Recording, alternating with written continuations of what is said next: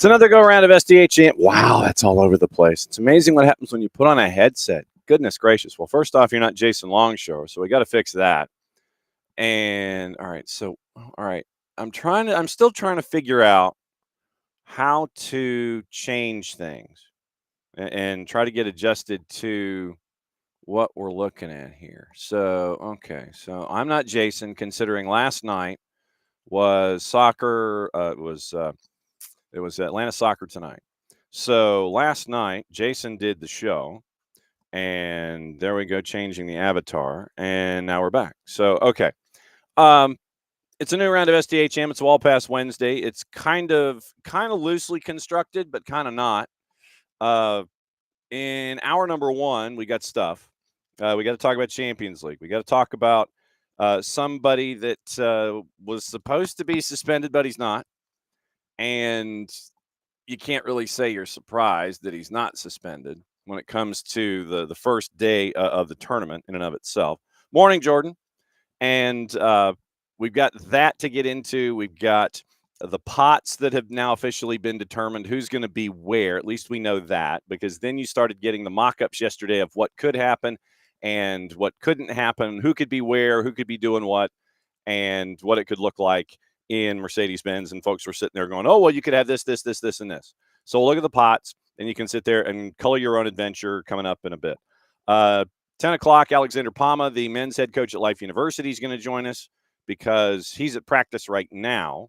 And then when they're over, he's going to come in and join us, and they're going to talk about their postseason. We're going to catch up with Coach McGonigal from Life on Friday. She's going to bat leadoff after I think they're in the process of traveling at that point. So they're not practicing early morning, but they're getting ready to get ready to go to nationals at that point. So we're going to catch up with Coach Pama, find out about the men's side at Life University. That's at 10 o'clock. And because we have no show tomorrow, Niko Moreno is going to join us at 10:30, and we're going to break down Major League Soccer, and we're going to look at everything that went down over the weekend and get you ready for conference finals and the Final Four, and get you ready on the flip side for that for MLS Cup. Our plan, once again, next week is to make sure that we cover the league as much as humanly possible. And it's going to be Thursday, where, if you remember what we did for Decision Day, we're going to try it again for MLS Cup.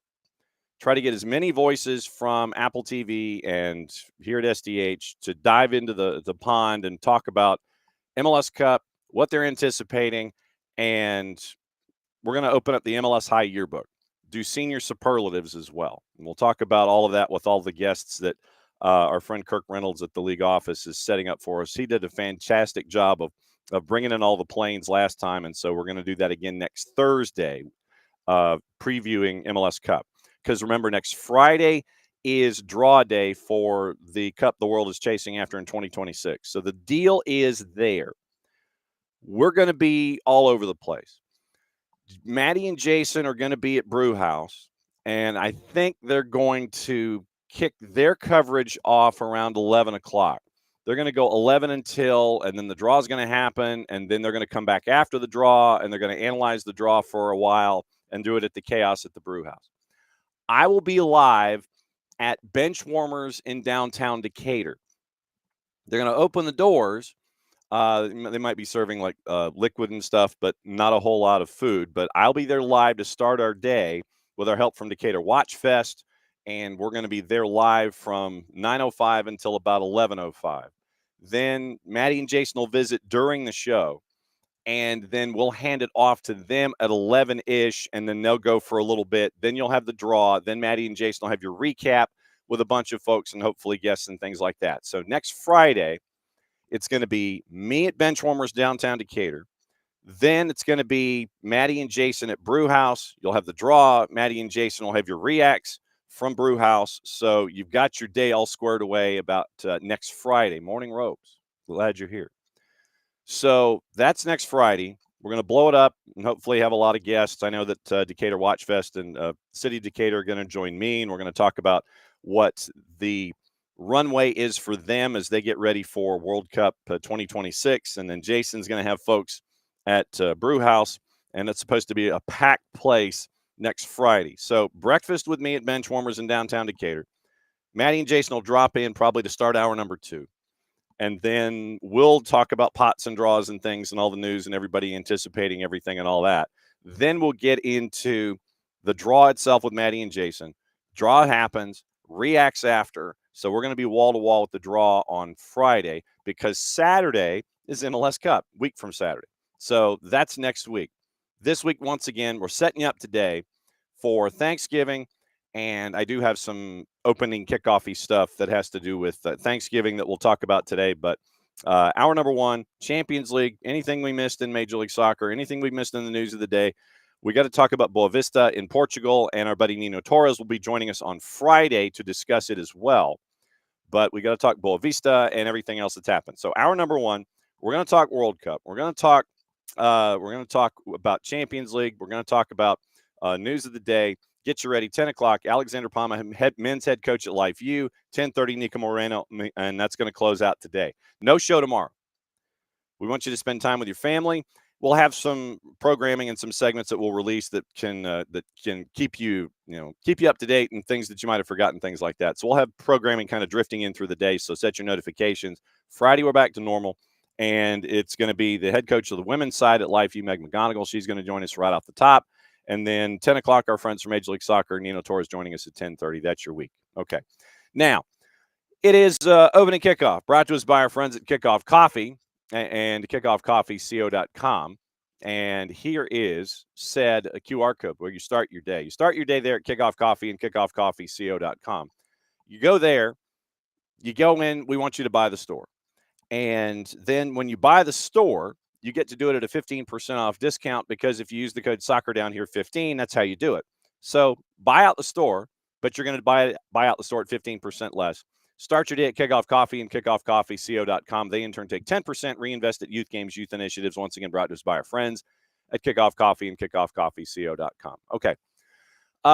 It's a two-part thing. One's going to take a little less time than the other.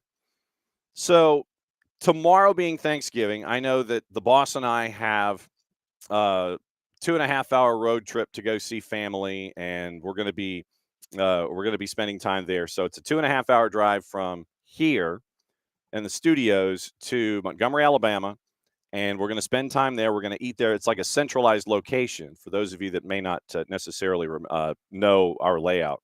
So centralized location for the boss's family, and we're going to Montgomery, and so we're going to spend time there. We're going to drive there. We're going to eat, spend a little time, and then I've got to drive back because I've got quarterfinals for the high school football championships coming up Friday night. And when you have your gatherings as you do, there's always that one thing that you've got to have that no one else can have. So basically, the table gets all laid out. Everybody brings their things, and, you don't cook it yourself, but someone always brings something that you're locked into. No one else can have. It shows up. You basically sit there and you take the container that it's in. And it's like, I don't know what y'all are having. I'm having this. What is that for you? What is that as a part of your Thanksgiving spread? What is that for you that is the thing to do for Thanksgiving? What is that to do thing that you've got to have? What is that meal that you've got to have and no one else can have it? You're diving into the table, you're grabbing it, and it's just like, nope, that's mine. Secondarily, is there PARs, the grandmother's collard greens. Now, I assume that bacon and vinegar are attached to the collards. Okay, so like I said, I'm assuming that, but let me know if it's different. Second, and I'm guessing for PARs, this could end up being the same thing. Is there a wild card that isn't traditionally a Thanksgiving meal or a side or part of the layout that is a part of yours? I can answer that. I can answer both of those questions with the same answer. So first off, what's your go-to that no one else can have? You see it, you monopolize it, no one else can have it, and you're like growling and fighting at people if they want to take a peek at it. Second, is there a non-traditional Thanksgiving side, meal, item, what have you, that you have as a part of your grid that's not, like standard fare. We have the standard fare that we see in the commercials. The table goes from one end to the other, and you see like the ham and the turkey, all those stereotypic things. I'm not talking that. What wild card is a part of your grid that is non-traditional when it comes to Thanksgiving, that you sit there and like Chandler Bingham had like spaghetti or whatever. So Chandler's Thanksgiving, he didn't eat traditional Thanksgiving food. He had his atypical stuff. What is that atypical thing that's a part of your grid? Our grid, Jordan's is cheesecake. Look out. Okay. All right. So Jordan's got cheesecake and he's also got sweet potato marshmallow. Okay. So now the boss, we have in her family, she has a recipe that is now third generation. And it is named after her grandmother who started it. So the rice dish was named after the grandmother. So it's Sacey's rice, SACEY''S. It's her rice dish. What it is the most ungodly fattening thing you've probably ever had in your entire life. Because it's very, very simple. It takes about an hour to cook, but it's incredibly simple to make. It is, when you go to the grocery store and you're buying the packets of white rice, the brick, the bricks that you get of the white rice, you take a brick of that, put it in a bowl. Then you take 2 cans of beef consomme and you put it into the bowl, and an entire stick of butter, not just like taking the knife and sitting there going, cutting it up into like 19 different pieces and you take one slab off the end of the knife and you throw it in. No, it's the entire stick of butter. So it is the brick of white rice, 2 cans of beef consomme, and an entire stick of butter. I mean, literally, it's like you could just take the cholesterol out with a needle 45 minutes after you've had it. But it is fantastic. It's a meal in and of itself. That is what rolls up to the table for me. And I'm like, I don't know what y'all are having, but this is mine. And Patty will make it separately random times of the year. Like if we want to have, like if we want to have pork tenderloin, she'll make the rice to go with it. Like I said, it takes an hour to make just because of everything having to soak in with everything. But that rice dish, easy to make, long on the watch, but that for me is what I monopolize, and that's the atypical dish that's attached to the Thanksgiving that we have. So SACEY, Sacey's rice, named after her. Brick of white rice, 2 cans of beef consomme, and a big stick of butter. That's it. And so it is a meal in and of itself. You get like the pinwheels or the French bread or whatever. You could have that to go with the rice, and it's a meal. And it just sits. I mean, it just absolutely sits there as a part of your day. Like if you don't eat anything else because you won't be able to house anything else, it's that rice dish. And so that is the off the grid one, and that's also the one that I monopolize. So I can answer both of those questions with one. Looks like some of you have already been dialing it up this morning, and it is going to be good to hear that. So that's the recurring question this morning, two-parter. What's the atypical thing off the grid that is a part of your Thanksgiving deal, and then what is the thing that you have to have that no one else can have? You see it, you grab it, you hide it, it's yours. So that's the first part. That's the first part. That is the A section of opening kickoff, brought to us by our friends at Kickoff Coffee. Now, B section has to do with what we fight on a daily basis, and I forgot to bring it up because we've been so busy looking at other things. I forgot to bring it up this Monday and Tuesday, and so I'm bringing it up today. And for those of you here in Atlanta that watch and listen and are a part of the show, we have perpetual road construction. Perpetual. And I mean, like, look, if there's a highway or an off-ramp or a gap space that needs an overpass, an underpass, lane additions, lane subtractions, repaving, you're pulling public domain. You're taking the curb space away, the first 12 feet of right of way to add a third lane or something like that. Atlanta is a city that perpetually is in motion of repairing transportation infrastructure.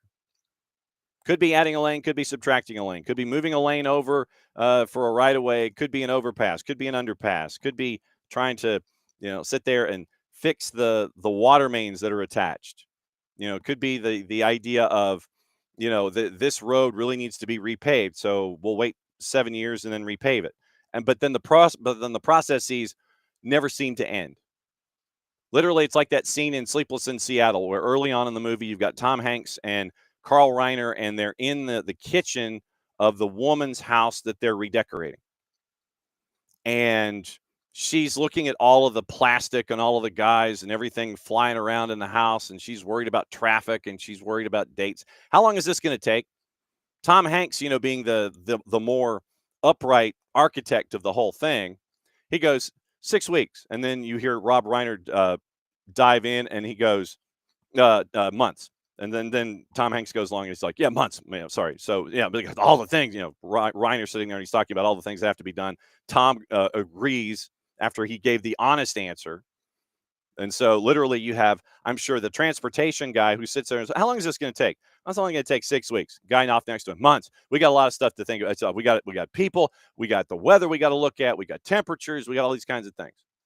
So Atlanta is currently living that scene of Sleepless in Seattle, and we've lived it for like the last 30 years. When you think that road construction's done, it's not. When you think the freeway construction's done, it's not. Hey, this needs an overpass. Hey, this needs to be remodeled. Hey, this needs to be expanded. Hey, this needs to be contracted. When you look at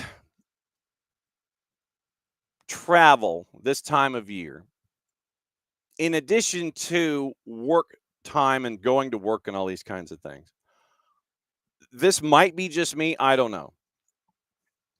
I have always wondered who it is that sets up the schedules for everybody to go to work. Why is it that you have road construction happening involving tar and asphalt in the heat of the summer? Literally, you have people who are probably not getting anywhere close to the money and the hazard pay that they deserve to do what they're doing on a daily basis. But tar and asphalt and just heat, all of the things to create the road, the new idea of the road or the new idea of the overpass and the construction and the imagination that's attached to growing populations and all this kind of stuff.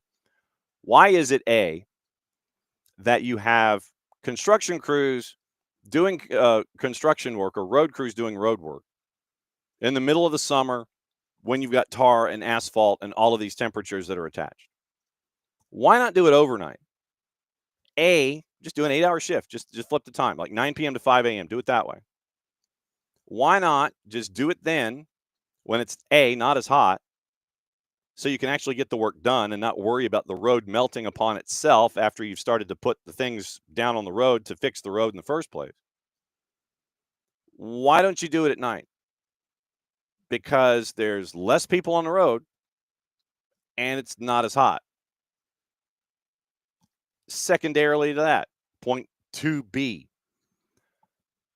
Why do we feel compelled to have road construction on a 2-lane thoroughfare that is one of the busiest in the city on Friday all day from 9 to 5, 9 a.m. to 5 p.m.? You're on a 2-lane thoroughfare that is a known cut through, yet you feel compelled to have your work being done, A, in the heat of the day, B, on a 2-lane cut through, and C, making it difficult for everyone who uses that cut through to figure out, okay, how do I reroute myself to make sure that I actually get to point, the point where I'm trying to get to on time?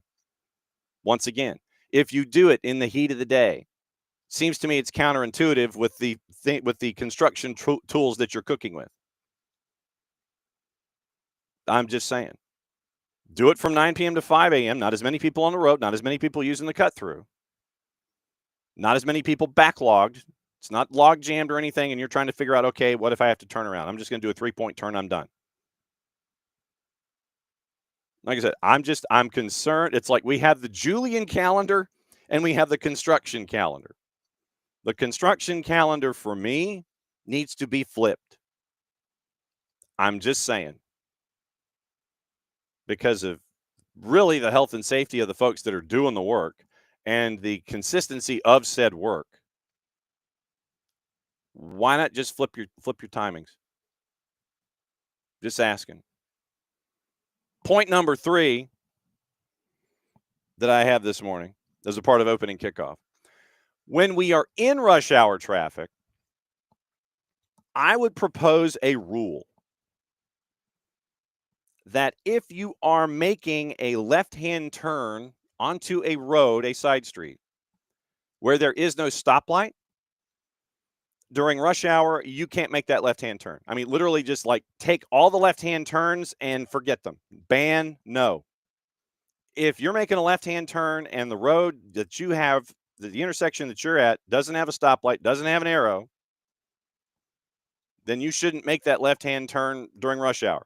So in Atlanta, that means basically 24/7, 365, unless there's construction crews working overnight, and then you got other things to do. I wonder how much time we lose in traffic and in travel and work productivity and getting from point A to point B and getting to appointments and such. How much time is lost because someone is making a left-hand turn onto a side street where it's either jammed, there is no stoplight, there is no arrow, and then also, some folks just aren't necessarily the most aggressive when it comes to making a left-hand turn onto a side street. I would think that if you are also familiar with the roads that you're taking, that you could reverse your path and make it a very easy right-hand turn to go into that side street instead of sitting there and backing up traffic for 15 to 20 minutes while you're waiting in rush hour traffic to make a left-hand turn onto a side street where there is no stop sign, four-way stop light, or stop light with an arrow.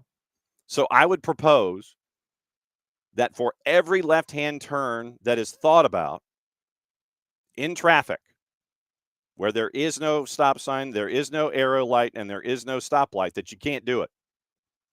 You have to reverse your path and figure out how to make it a very, very easy right-hand turn to keep traffic going the way that it's supposed to instead of log jamming everybody up.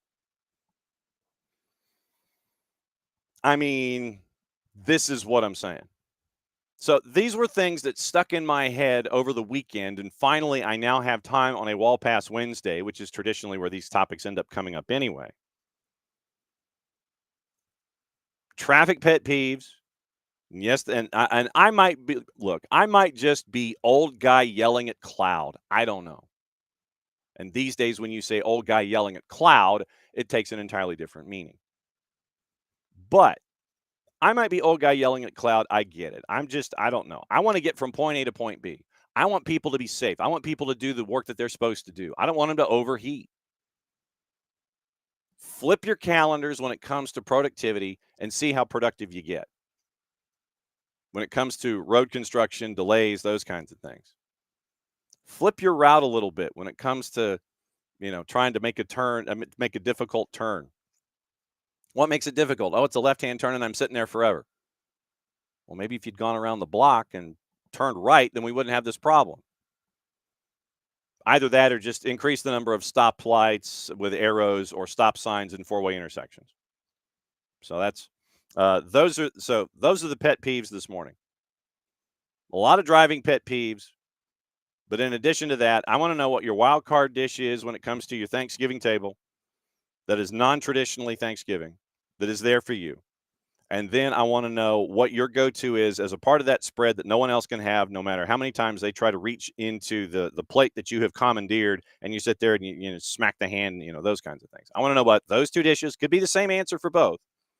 But I also want to know if I'm off the beaten track when it comes to making sure that we are all on the same page when it comes to traffic and taking care of the folks on the road that are there, making sure that the perpetual construction is at least working forward in better conditions for those that are going to be on the road. Pouring tar and asphalt, doing it in 100-degree weather seems somewhat counterintuitive. That's a rather long opening kickoff, brought to us by our friends at Kickoff Coffee and kickoffcoffeeco.com. There's your QR code. For those of you that are hanging out with us, we ask that you buy out the entire store. Go to Kickoff Coffee and kickoffcoffeeco.com. Then what you do, you hit that QR code, takes you there, buy out the store. You can do it at a 15% discount by using the code SoccerDownHere15 at checkout. Then from there, They take, meaning the collective they at Kickoff Coffee, they take 10% reinvested into youth games, youth initiatives brought to us by our friends at Kickoff Coffee and kickoffcoffeeco.com. Like I said, Alexander Pama, the head coach of the men's team at LifeU, he's going to join us at the top of the hour. And Niko Moreno is going to join us in an hour to go through everything Major League Soccer. And we'll get you ready for the weekend when it comes to anything and everything there. What you thought about the weekend, and now coming forward as we get ready for the weekend that will be when it comes to conference finals. Once again, no show tomorrow. Friday, we're back to normal. Guest rundown's a little different because of the holiday and because of activity and all those things. So Friday, once again, no show Thursday, but we will have some taped programming to kind of drift in there to help your listening pleasure. Then Meg McGonigal, head coach at LifeU's, joining us right off the top on Friday morning. Our friends from Major League Soccer joining us at 10. Guest to be determined. Nino Torres joining us from Gold TV at 10:30, and that'll get you ready for the weekend. So there you go. All right. Thanks to all of you that gave the really cool feedback about our series that we're starting, Magnolias and Pelotas, having to do with all the other host cities involving the World Cup. It was really cool to catch up with Sharon Bolenbach, the executive director for Toronto as a host city. We're going to have more of those as we go. We've reached out to all the bid cities and all the host cities, and we're going to have all of the progress reports for all of these markets as we get ready for the Cup in 2026, what it's like for each individual city, all the things they have to tackle, infrastructure, budgets, relationships, who does what, where, and when, how many venues are we talking, what's personnel looking like. The one thing that stuck with me was that Toronto actually has 250,000 volunteer applications for like just under 4,000 positions. And I thought that was really cool that Toronto's throwing their collective weight into that kind of an idea. So it looks like we're going to be catching up with the folks in Vancouver in a week or two. And then obviously when other bid cities sit there, host cities come in and sit there and go, hey, we want to talk, then we're not going to turn them down. We're just going to continue talking. But we started that series with our friends from Toronto, and we're going to have all the other host cities coming up in a bit. All right, yesterday, Champions League. We got to get into that. So Champions League yesterday, I know we were looking at, and we'll go over the juice boxes today, as a matter of fact, too. And then we'll get into the pots for the cup that the world is chasing. And somebody's suspension isn't really a suspension until it's told to be a suspension. So we'll get into that too. Champions League yesterday, and probably when you look at the results from yesterday, we'll roll over them. And you had a couple of surprises. Juve at the death gets a win at Bodo Glimt, north of the Arctic Circle. Bodo Glimt had a late penalty to tie it at 2. Then Juve scored late to win it 3-2. Chelsea shuts out Barca. An early red card from Araujo was the difference. And then Esteval Willian, nothing like mixing the guys' names up.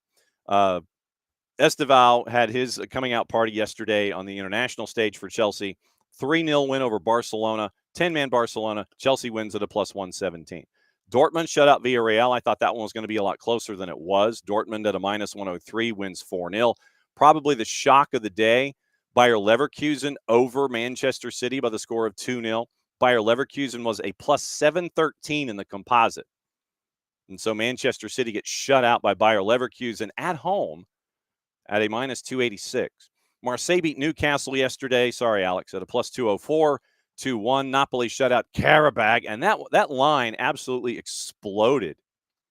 Napoli was at kick, a -526. For most of the time leading up to the match and on match day, Karabag was basically a +900. At kick, it rocketed all the way up to +1458. Napoli won 2-0. Slavia Prague and Athletic Bilbao, a goalless draw at a +222. And then the early games, you had Benfica beating Ajax 2-0 at a -106, and Galatasaray getting shut out at home by Royal Union +334. So that was the wild. Those were the wild ones yesterday. Royal Union at a +334, shutting out Galatasaray in Turkey, and Bayer Leverkusen on the road at Manchester City getting the win 2-0. We'll go. Ropes has a question about wins and losses. We'll go over that in a second. Arsenal and Bayern Munich today. Actually, let's go to the 12:45s. Monaco and Paphos is at 12:45. Monaco's a -192 on the road to Cyprus. That one is being played in a larger stadium. at the Alpha Mega Stadium. And so Paphos is the home team, but it's being played away from their home ground to satisfy UEFA guidelines. And Monaco's a minus 192. The other 1245 is Kairat Almaty, and they are north of plus 1,000. They're taking on FC Copenhagen at FC Copenhagen at a minus 370. Now your 3 o'clock. Sporting and Club Brugge. Sporting's a minus 192. Club Brugge to win is a plus 503. PSG and Spurs, keep an eye on that one. PSG, a prohibitive favorite at a minus 238. Spurs, a plus 640. Is there really discontent involving Thomas Frank? We don't know yet. We've heard reports, seen the printed word. Is it just people squawking, or are there really problems? We'll find out. PSG, minus 238, hosting Spurs at a plus 640. Olympiacos, a plus 403, hosting Real Madrid at a minus 172. Liverpool, minus 385, hosting PSV at a plus 878. Like I said, these are composites courtesy of our friends at Odds Portal. Eintracht Frankfurt and Atalanta, close to being within the margin of error. Atalanta is a road favorite at a plus 156. Eintracht Frankfurt is a plus 168. Your 90-minute draw is a plus 254. Atletico de Madrid at a plus 146. Hosting Inter at a plus 189, draws a plus 241. And then Arsenal, Bayern Munich. Arsenal's a plus 114 at the Emirates. 90-minute draws a plus 252. Bayern's a plus 245. Question from Ropes. Is Vinicius Jr. going to be starting against Olympiacos? So let's find out. If we could spell Vinicius, we'll see what the late word is on Vinicius and Olympiacos. We'll find out by using those two magic words. Looks like Xabi Alonso is looking to, according to our friends at Football España, looking to reinstate those two. So looking to reinstate them. Recent weeks dominated talk that Alonso is struggling to get through to his players. Los Blancos coming off a 3-game winless streak after losing to Liverpool, draws to Rayo Vallecano and Elche. According to Football España, Fede Valverde, Vinicius Jr., both of whom surprise absences against Elche. Marca predict a return to the lineup for both. Valverde on the right, Vinicius on the left. That leaves Los Blancos with a midfield of Bellingham, Camavinga, and Arda Güler. So the questions are probably defensive, according to Football España. Marca feel that Tchouaméni's return comes in defense, fit again after injury. Dean Howson has joined Eder Militao, Rudiger, and Alaba on the sidelines, leaving Raul Asensio without a partner. And so Diario AS is of the opinion it will be Carreras in central defense instead, though Tchouaméni restored to his more natural position in the midfield. The consequence would be Fran Garcia dropping back to left back. The point of difference, according to Football España, is the potential inclusion of Brahim Diaz, which would then see Valverde alongside Tchouaméni and Güler and Camavinga on the bench. Alonso looking for some continuity, admitting he hasn't enjoyed their performances of late. Los Blancos have conceded 4 times in their last 2 games, looking vulnerable against Rayo Vallecano, and that is from Rui Barlow at Football España. So Football España has it listed as Mbappe, Vinicius, Bellingham, Brahim, Tchouaméni, Valverde, back 4, Fran Garcia, Carreras, Asensio, and Trent, with Lunin in net. So that's so that's what it looks like from the perspective of Football España. So they're thinking that they're both going to be back in. Real Madrid desperately need a reaction against Olympiacos, looking for their first ever win in Greece. So Diario AS once again predicting changes. Carreras covering Howson at center back. Vinicius, Valverde, Tchouaméni also predicted to return. So that's the short answer from our friends at a combination of Football España, Diario AS, etc., etc., etc. No, we can never have GI issues. Yeah. So it looks like it's going to be Lunin in net as opposed to Courtois. Nothing like GI issues. Not, as just GI issues in general just sounds kind of yee. So that is what happened yesterday in Champions League. Oh, we need to go over wins and losses. So let's go over the table because we're still in league phase. And so standings in the league table. Bayern, Arsenal, Inter, all 4 matches in. They've run the table so far, separated by 1 goal in goal difference. Bayern's on top of the table because they've scored more goals. Arsenal and Inter have scored the same number of goals, but Inter has given up 1. Arsenal have given up none, so that's why Arsenal is third and Inter is third. Is Arsenal second, Inter is third. Dortmund, Chelsea, Manchester City. It was Manchester City's first loss. Each team at 10 points. Chelsea more goal. So Dortmund more goals scored than Chelsea. That's why they're fourth and Chelsea is fifth. Manchester City is in sixth. Remember, the top 8 automatically advance. PSG at 9 points, match in hand. Newcastle 9 points, lost their first in 3. So that's your top 8. Real Madrid, Liverpool, match in hand, playing today, both with 9 points. Real Madrid 9th, Liverpool 10th. Galatasaray, 5 matches in, they are at 9 points. Spurs match in hand, they are at 8. Bayer Leverkusen now has a win streak in the competition of 2. They are at 8 points, but they're the worst in goal difference in 13th. Sporting match in hand at 7 points. Barca is at 7 points after 5 matches. They're in 15th. Karabag is in 16th, behind on goal difference. Atalanta also behind on goal difference, and is Napoli. So 17, 18 gets you to 19. Marseille, 6 points. 4 teams at 6 points, all separated by the first 3 separated by a goal and goal difference. Marseille at +2, Atletico Madrid at +1, Juve is even. 10 allowed, 10 scored. That gets you to 22. Royal Union snapped a 3-game losing streak with their win yesterday. 6 points, -7 in goal difference. PSV and Monaco right now would be 23 and 24. Both have a match in hand. Both have 5 points. PSV has a better goal difference. So who would not be qualifying for the knockout phase at the end if everything ended right now? Right now, nothing changes. Frankfurt, Bilbao, Benfica, Prague, Bodo Glimt, Olympiacos, Copenhagen, Villarreal, Kairat Almaty, and Ajax. Ajax, by the way, in 5 matches in the tournament, scored only once, given up 16. Ajax at the bottom of the table. 36 out of 36, having only scored once in 5 matches. So that's what you're staring at with Ajax, and it ain't good. Ain't good. And the red cards ropes, as mentioning yesterday, that will make it very, very interesting for match day number 6 when that comes up here in short order, and how folks are going to have to rejiggerify their lineups going forward. And so league phase, once again, you've got the 26th is the last go round for this match day 5.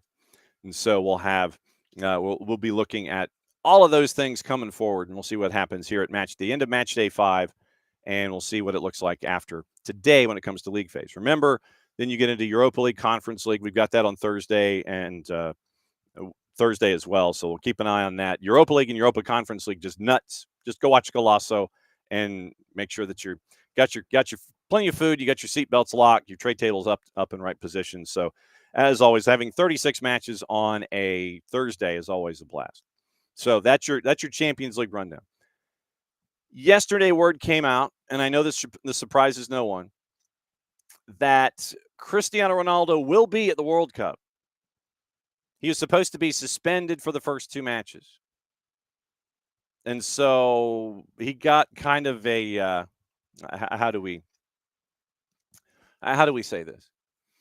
He got a pass. He got the "Do you know who I am" card pass from the World Cup. It's like, don't you know that you can't have a tournament without him? Well, yeah. So he's in. So Ronaldo's sent off, for those that might remember, sent off in Portugal's penultimate World Cup qualifier against Ireland after he elbowed Dara O'Shea in the ribs. VAR check was required to upgrade from red. You had violent conduct, and it was Ronaldo, and it was violent conduct. So you get a 3-match ban. When is a 3-match ban not a 3-match ban? We have our answer. So he was not available last day of group stage. Confirmed by FIFA's Disco. First of which would have been in the final qualifier against Armenia. The second and the third matches were supposed to be during the actual World Cup. But when is a 3-match ban only a 1-match ban? Apparently in this case. FIFA announced that Ronaldo's in the clear. The remaining 2 games will be suspended for a year unless, quote, he commits another infringement of a similar nature and gravity during the probationary period. So, sure, you got a 3-match ban for an elbow Dara O'Shea. What are the first 2 opponents when we find out the first 2 opponents for Portugal? What do those first 2 opponents have to say about this? We'll go over the pots in a second. So, you elbow Dara O'Shea, you get it upgraded from a yellow to a red. You get a 3-match ban. You sit out the game against Armenia. Oh, no. And then the 2 matches, your first 2 matches group stage for Portugal is when that's supposed to happen. But then FIFA just decided, because it's a different competition and because it's CR42, that they're just going to kick it down the road.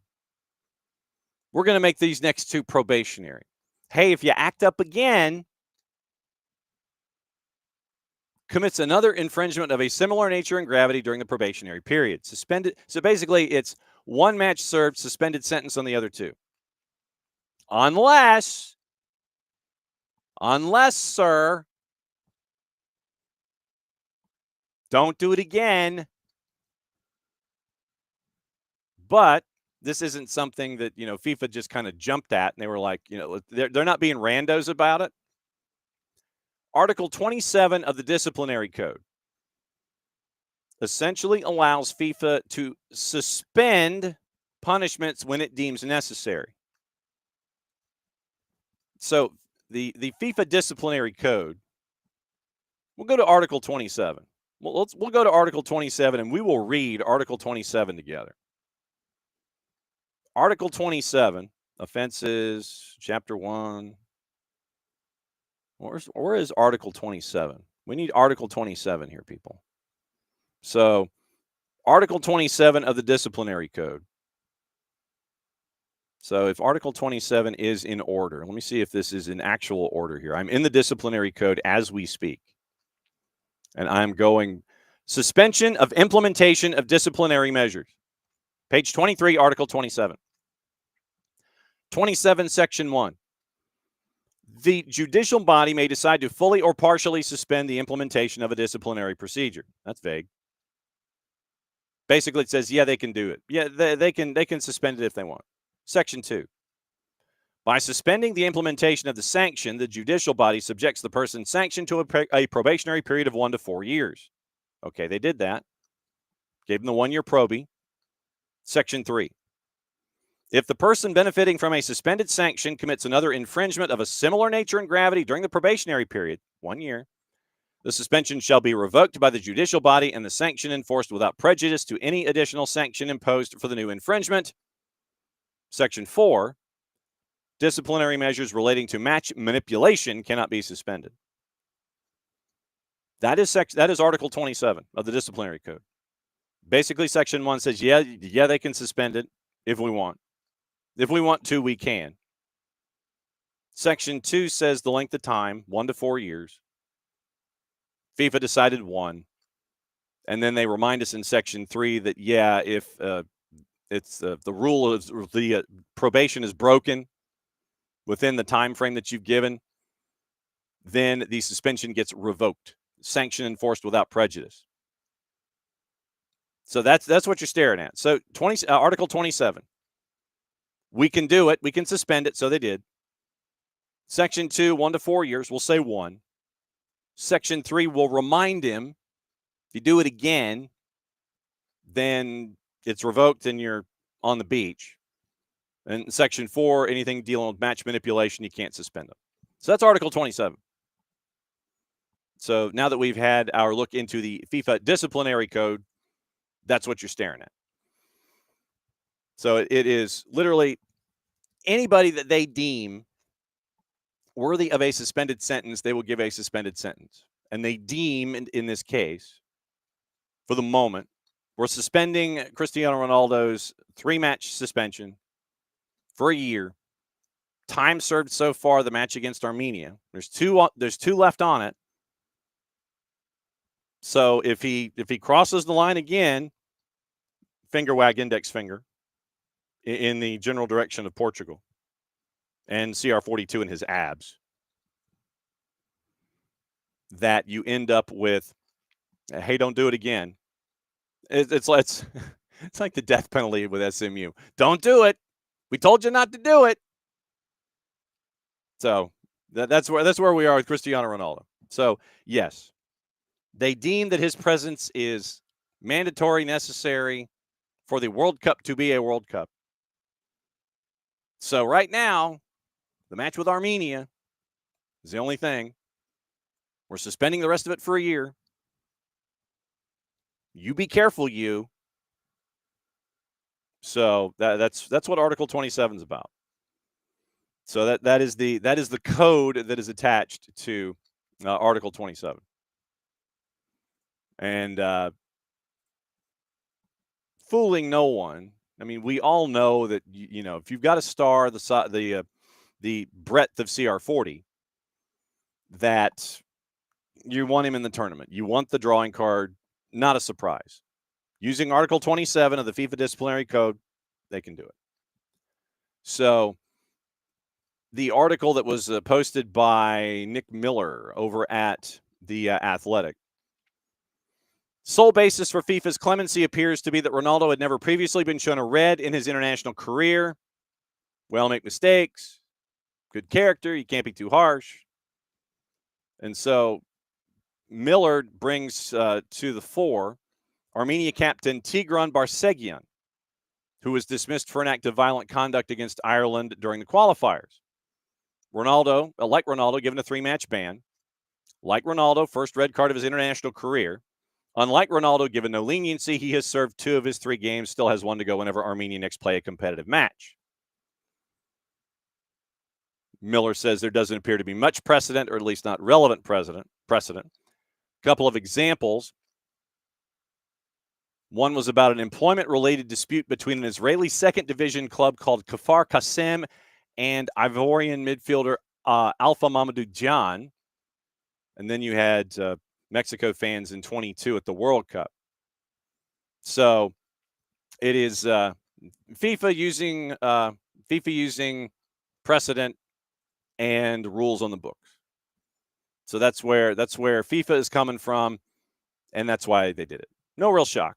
I mean, once again, you're talking about CR40. So once again, no real surprise in all of that.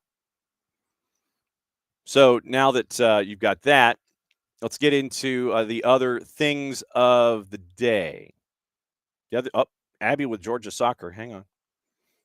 And hang on. Become a coach. Okay. Quick note from Georgia Soccer. Georgia Soccer has been awarded one of the elite early 2026 coveted slots for U.S. Soccer National B courses. And so all courses available in the Learning Center. And so if you want your National B coaching license here in the state of Georgia, go after it and go forth and gain said license. That's very cool. That is absolutely very cool. That, once again, Georgia proves itself to be at the front of the line when it comes to growing the game. So that is very, very cool. What to watch, where to watch it, how to watch it.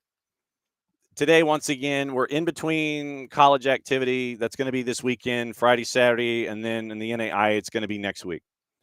So you have Champions League once again. The Apertura quarterfinals are going. They're going to be underway in Liga MX. Central American Cup is at 9 o'clock tonight on FS2. Our friends at Alajuelense taking on Selaju. 2 to NA has Copenhagen and Cairo Dalmati at 12:45. And Olympiacos and Real Madrid at 3. First leg of the quarters in the Apertura. Doubleheader, Monterrey, Club America at 9:30. Tijuana and Tigres at 11:55. Unimas, Olympiacos and Real Madrid at 3. Juarez and Toluca is on Universo at 8. Univision is simulcasting Monterrey and America at 9:30. Tijuana and Tigres at 11:55.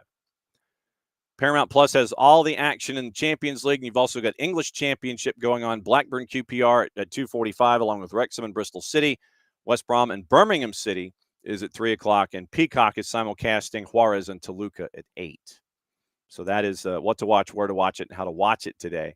and how we're getting into our midweek with Thanksgiving tomorrow. Actually, tell you what, let me see what else is going on. And new Old Trafford due on FA's list for the 2035 World Cup. So that list should be coming out soon.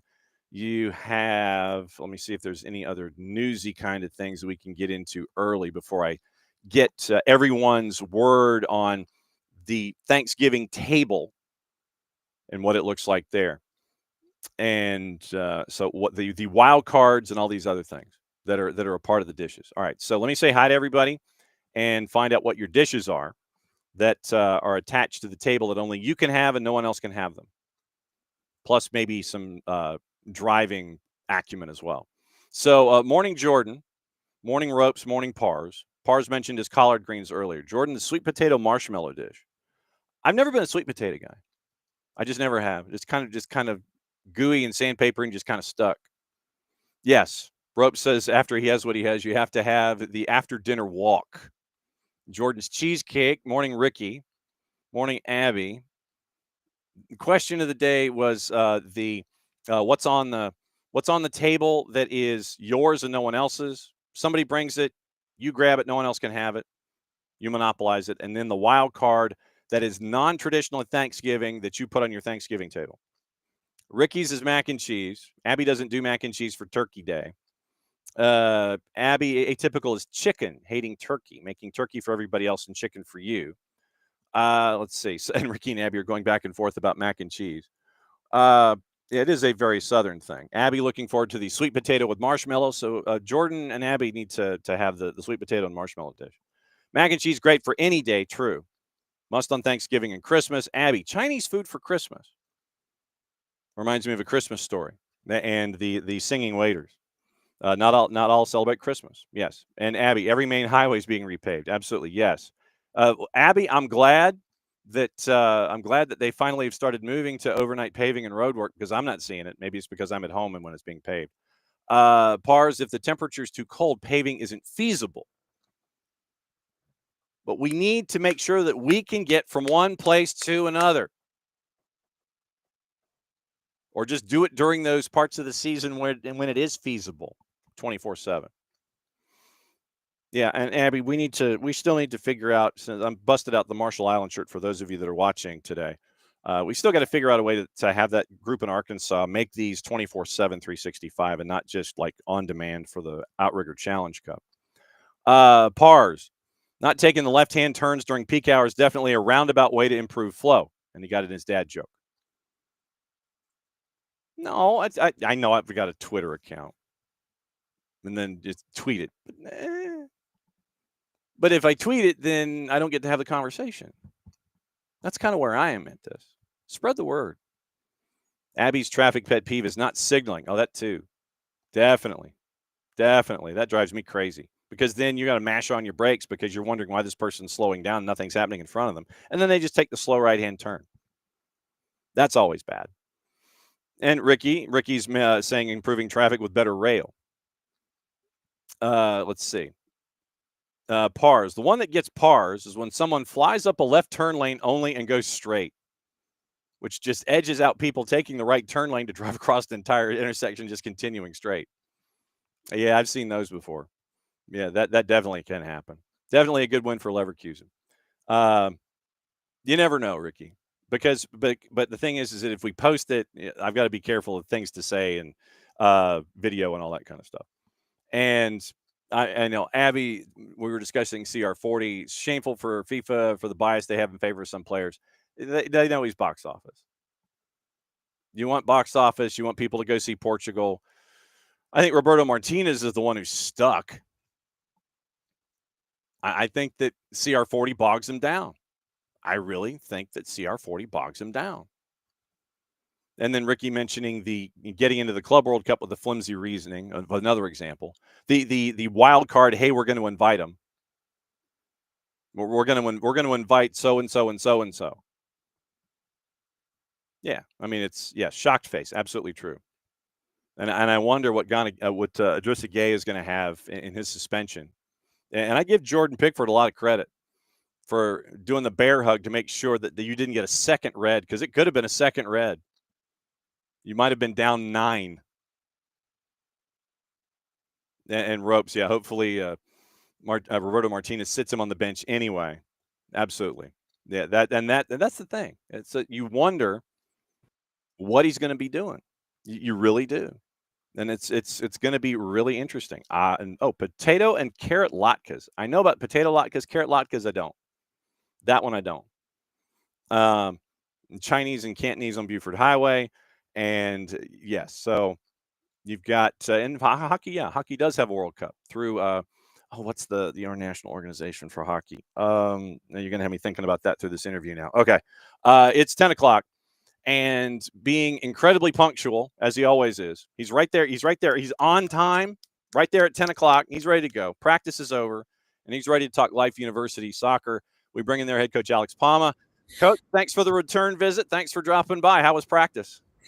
Practice very good this morning. Thank you. You're spot on. It was, I know that this time of year, it might be a bit of a challenge in a holiday week to try to make sure that everyone is practicing, be on the same page, not getting bogged down with L-tryptophan and everything else that's attached to turkey. How do you, in a postseason, juggle holiday and make sure that you're still getting the messaging, still getting everything that you want with the match on the other side of the holiday? How difficult is it practicing during a holiday week? It's a little challenging, but we knew this was coming, and it falls right into it. So you kind of adjust a little bit, but the guys by NAIA rules are entitled to 1 day off anyway, so it falls right into that category. And then we gave them an extra day off on Friday to kind of heal their bodies. At this point of the season, it's all about healing. It's all about maintaining a little bit of rhythm. But we're training Saturday and Sunday instead. Normally we don't train Saturday, Sunday, and now we're training because we're playing the round of 16 match on Monday. When you're navigating all these different things and that round of 16 matches 5 days from now, obviously being as consistent as possible in your practice schedule is key, but with it being so far down the road, this time of year, that's a good thing. Instead of being in a rhythm, it's like, okay, we're playing and then we got a day off and then we're playing. You want that extra 5 days to heal up and get ready? Yeah, I think so. I think at this time, most of the teams are all very good, but they're also a little bit beat up.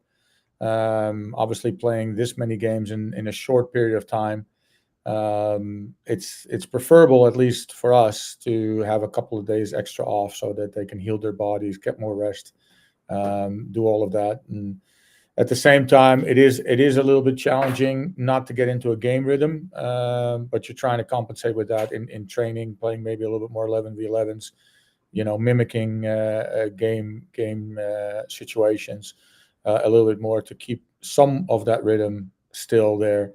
But I think we all prefer here at Life that we have a couple of days off, rest, heal our bodies, re-energize, and then go again hard on Monday. And then we're lucky that we play on Monday because that means that our next game will not be till Thursday. So we have that extra day of rest as well, instead of playing the quarterfinal match on Tuesday, where you only have 1 day of rest. So, but without luck, you can't win championships. So we'll take it. I was trying to do some quick math. Is it 14 different countries that are represented on the roster? Yeah, you're about right. I think we usually around between 20, 21 different nationalities we have on the roster. I don't know if we have 14 now because we have a lot of Italians, a lot of Spanish guys on the team. So that might have made it reduce the variety of nationalities, but it's a lot. And it brings all the different cultures into the team and all the different playing styles, and you got to put it into your playing style. So it's not always easy. It's challenging, but we managed to do it so far. So when you have the Eastern European influence, African influence, South America, and CONMEBOL, CONCACAF influence as well, and you're merging all of these different ideas of how these folks were raised and wanting to come into your system, how much reining in and redirecting and rewiring of the brain does it take to make sure that they understand what you're hunting for and that they go in that direction in addition to what they know from back home? Yeah, it's difficult, but it's my staff and I mean, we are international ourselves, so and it's all about communication. It's all about communicating with the guys what we want early on, even in the recruiting process, so that you recruit the right type of player as well, because not every player can play in the American college system. You've got the challenge sometimes with guys who come from a very high professional academy overseas in Europe, and they come into the American college system and they think it's going to be easy or it's a step down, but in fact they realize it's a totally different ball game, and in some cases a step up from what they're used to. So yeah, and as long as you communicate with the guys, we show video, we use a lot of video early on in the season. We talk to them, not just as a group, but we also talk to them individually. We talk to them in the lines so that everybody understands their role fairly quickly, and because you don't have a lot of time. And I sometimes joke, one of my good friends is the national team coach of Suriname. He's in the World Cup qualifying right now, and we joke about that my job might be a little bit more difficult than his job, because we have to not only gel him in a short period of time and fit him into the system, but we also have to win. So what are those conversations like when you have a friend of yours who's chasing after a World Cup berth and moments of history for a country, especially in this cycle as chaotic as it's been, because the last CONCACAF match day was off the rails? What are those conversations like? Does he come to you for sanity breaks? Is that how that works? Yeah, I mean, we've been friends from our days in the pro world in Europe, and obviously it's good to bounce ideas, because sometimes as a head coach you're a little bit lonely. Who are you going to talk to? If somebody can relate to your situation, it's easier to have a conversation with that person, and sometimes bounce ideas or just relieve some of the stress. It's better to vent to a good friend than to do it in front of other people. So but like I said, we joke about because he's obviously curious about what the college system is like, and I always often say to him, my job is 10 times more difficult than your job. So, but of course, this cycle in the World Cup qualifier, I mean, he's got to play Bolivia next. So that's not an easy feature and an easy game to play. So I wish him well, and I'm happy for little Curacao that made it. I've been there quite a bit, and I help teams on Bonaire, their sister island. So very excited for this World Cup coming up, and the countries that finally have a chance to qualify, because the powerhouses already are in the CONCACAF. So exciting. When, other than Stanley, who else is on your speed dial when you have questions about, because you mentioned coaching can be a lonely business because you've got your set way and there really aren't folks to bounce things off of. I imagine that your phone calls to Stanley are either WhatsApp or you've got unlimited talk and text and then international calling on your phone. Who else is on your speed dial in situations like this? A lot of people, but even in the NAIA or in the Division One, NCAA Division One levels, we when you've been in the game as long as I have, you have a lot of friends and a lot of colleagues that you kind of share experiences with, or you call. Steve DeCoux from Georgia Gwinnett is a very dear friend. Barry from William Carey, Lee Squires, Georgia Southern. So these are all great guys. These are all people that you once in a while call and bounce ideas off, or you discuss just the latest developments in the collegiate game. So that's just to name a few, but there's more than that. I'm probably forgetting one or two guys. And Georgia Gwinnett, for folks that may not know, they're north of you. They are upper left in the bracket. They've got Cumberland of Tennessee on December 1st at 1 o'clock. You've got the 4 o'clocker with Cumberlands of Kentucky low left as you fill out brackets in Penn. When you had the matchup against Milligan, and you win that one 4-0, and I think goal number 4, if I remember correctly, was an own goal. So you had 3 of your own offense, 1 creating pressure, and a header that was supposed to go back to the keeper that went in the back of the net for 4th goal against Milligan. What are some of your takeaways from that Milligan game that you think will help you get ready for the round of 16 on the 1st against Cumberlands of Kentucky? I mean, the first one was that the boys played like we've played all year long, with high intensity, quick transition. We are one of the most offensive teams in college soccer, not just the NAIA, but across the board. If you look at a number of shots, a number of goals that we score. So, but most importantly, they stayed within the game plan. They stayed what we've been doing all year long, which we are a quick transition team. We're a quick offensive team. They did that. But what was very impressive in that particular game was that because of the scoreline being 3-0 up early in the second half, and then red card as well, so down to 10 men, it allowed me to put my bench on the field in the second half. And to see the bench execute the game plan exactly the way the starters do was very encouraging, because also in this point of the season, you need depth on your roster. And when those guys can maintain the high standards, that's a very good sign for us. I think if, once again, and me doing math early in the morning is always a challenge, 61 goals in 19 matches, your first 19 matches. So that's like 3.25. And the other stat that sticks out is that you've only allowed 17 this season. So it's a goals against of about 0.9. When you have an offense and the demands that you have on the offense, and they're creating as they are, but at the same time, you're doing so well defensively where you've only given up 17 and 19. What does that speak about them working both sides of the ball, getting back what they need to, drifting back into position, and understanding their roles when they don't have possession and they're trying to get it back so they can get those 3.25 that they put in the back of the net? What's it like to have two-sided players the way that you've got? Yeah, I mean that's part of the game, right? I mean, in the beginning of the season, of the 17 goals allowed, I mean we in the beginning of the season, most of our goals were allowed back then, and most of them came from set pieces. So we told the guys early on in the year, okay, let's focus on that one day a week. One of our staff members got assigned set pieces, and Matheus Brandão, my assistant from Brazil, he did a very good job. And I said to the lads, if we can reduce the goals against by 50% out of set pieces or standard situations, that's going to even increase our chances to win a championship. So the guys bought into that, and they saw the difference, because very few goals we allow from the field. So our transition game offensively, as I just mentioned, is very good, but our transition game defensively is also very good. And you got to defend with all 11 players. You can't play just with the 4 guys in the back or the 3 guys in the back, however you want to defend. And then, like I said, we have a very good goalkeeper, experienced goalkeeper that leads that back line that we brought in from Missouri Baptist. He's a transfer player. Then you have, I mean, I think we have one of the best defenders in the country. I think this young man will go a level above us after he's done with college. Devin Korn, he's the captain as well.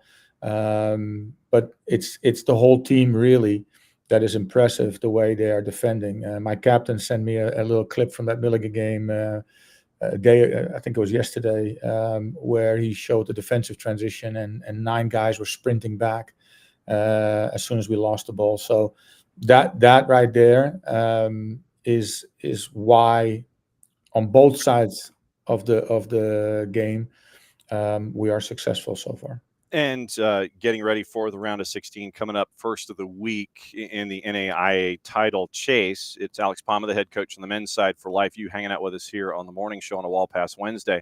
I think it's 16 different goal scorers that you have this year, but you have a freshman with 17 goals as your leading scorer, Andre Apostu. What's it been like to see him instantly grasp what's going on and just take the reins the way that he has? 17 goals and 1 assist so far this season. I mean, that's strong for a freshman to come into a situation, especially from Romania, and come in, be a part of what you're looking for there at Life, and give you the results that he's given you so far. What's that been like to see? Yeah, I mean, he's a fantastic player. Obviously, he's Player of the Year in the Southern States Athletic Conference. Also Freshman of the Year. But he got injured in the last regular season game, so we didn't play him in the conference tournament, and we didn't play him in the opening round of the national tournament. He is back for this round of 16 game, and we can tell the difference in training these last 3 days. He is a very dangerous player. He's a mature player. He's another one of those candidates that probably will play one level above us in the near future, be it MLS or be it USL championship, because he's got those qualities.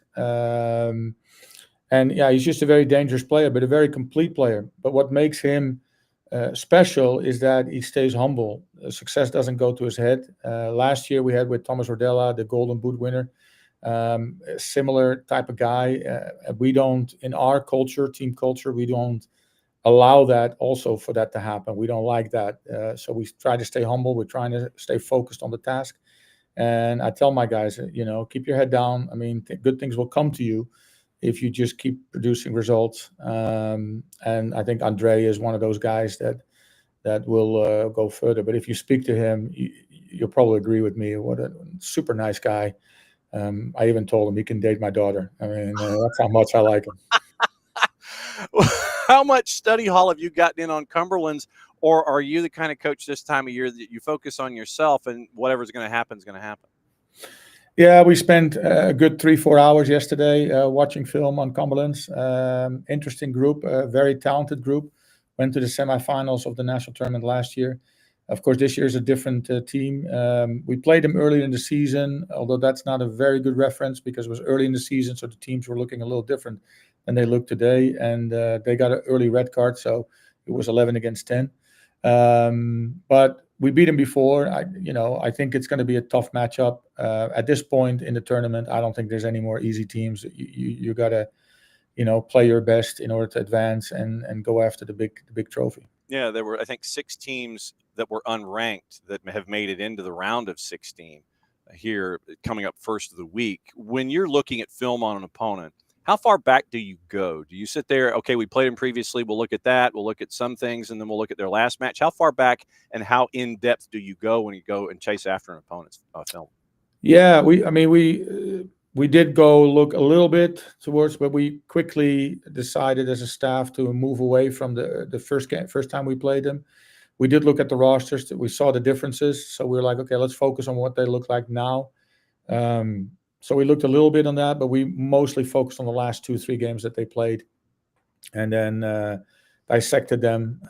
There's certain things that Coach Neto does that are similar from year to year. I'm sure when they analyze us, it's the same thing with me and my teams.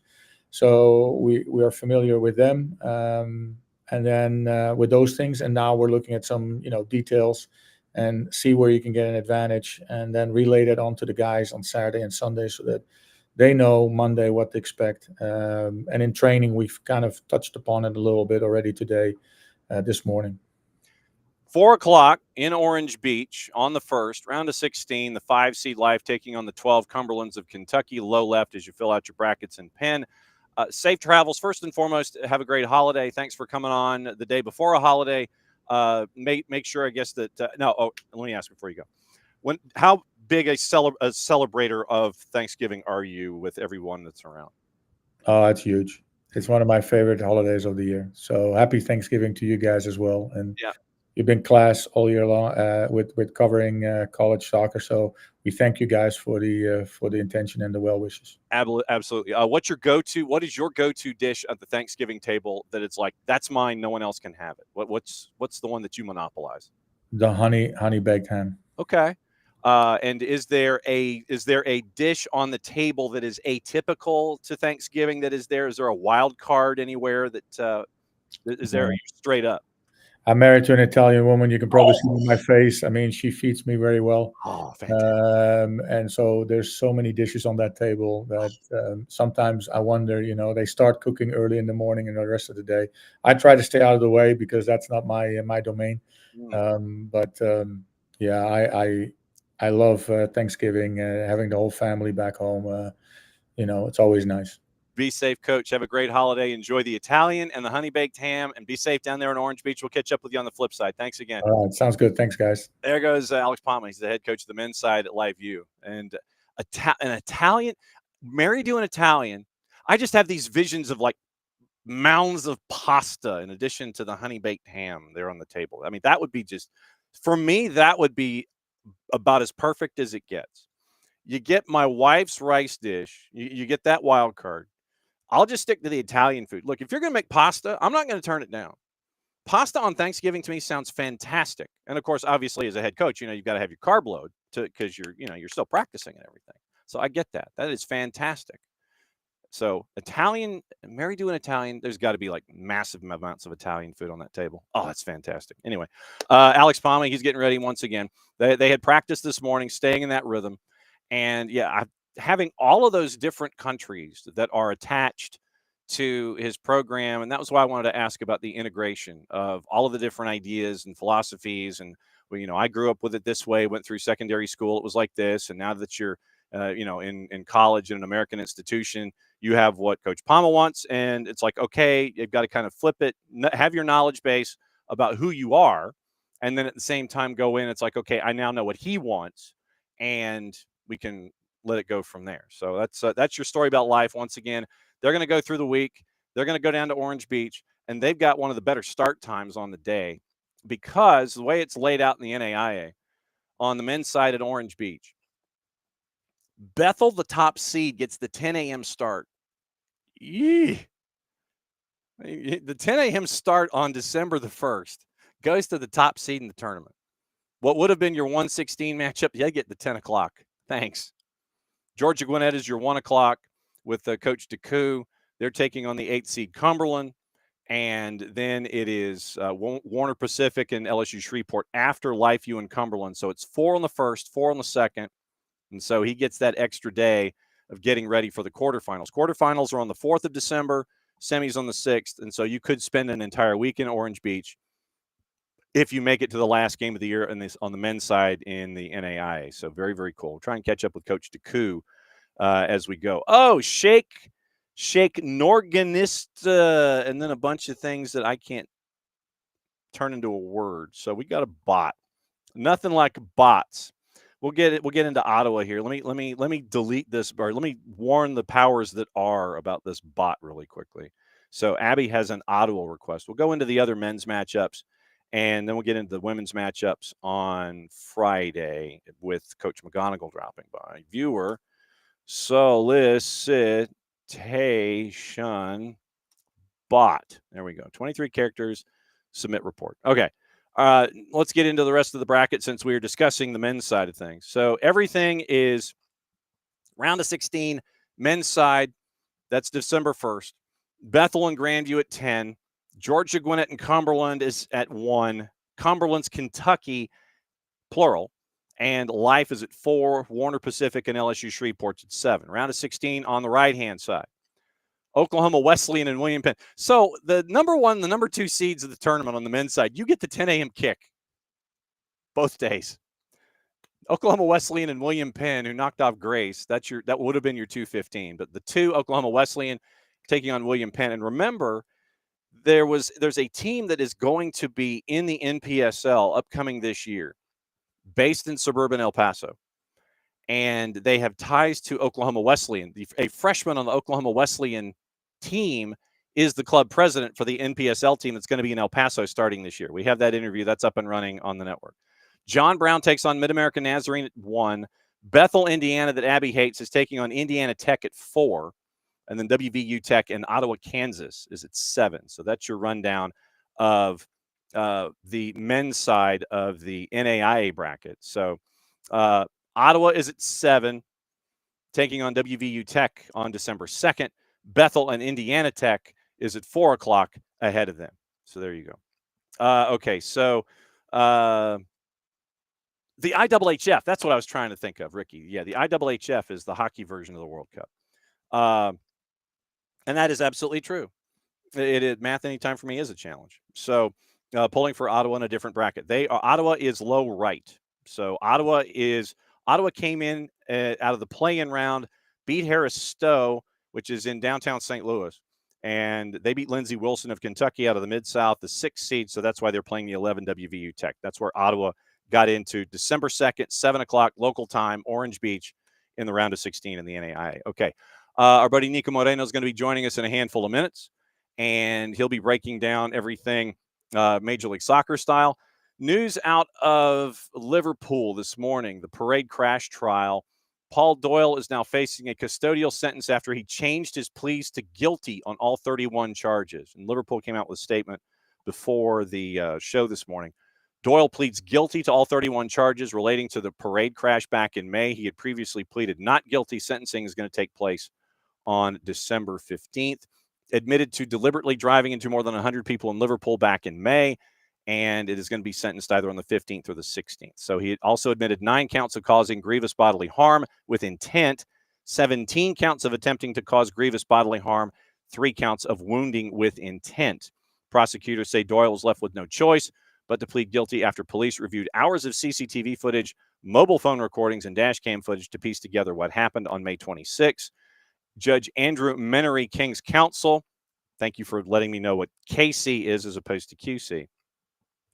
Judge Andrew Menery, KC, has set a 2-day sentencing date from December 15, remanded Doyle in custody, telling him he faces, quote, a custodial sentence of some length and that he should prepare himself for that inevitable outcome. More than 130 people reported injuries after a Ford Galaxy Titanium collided with crowds on Water Street after 6 p.m. of the day of the trophy parade.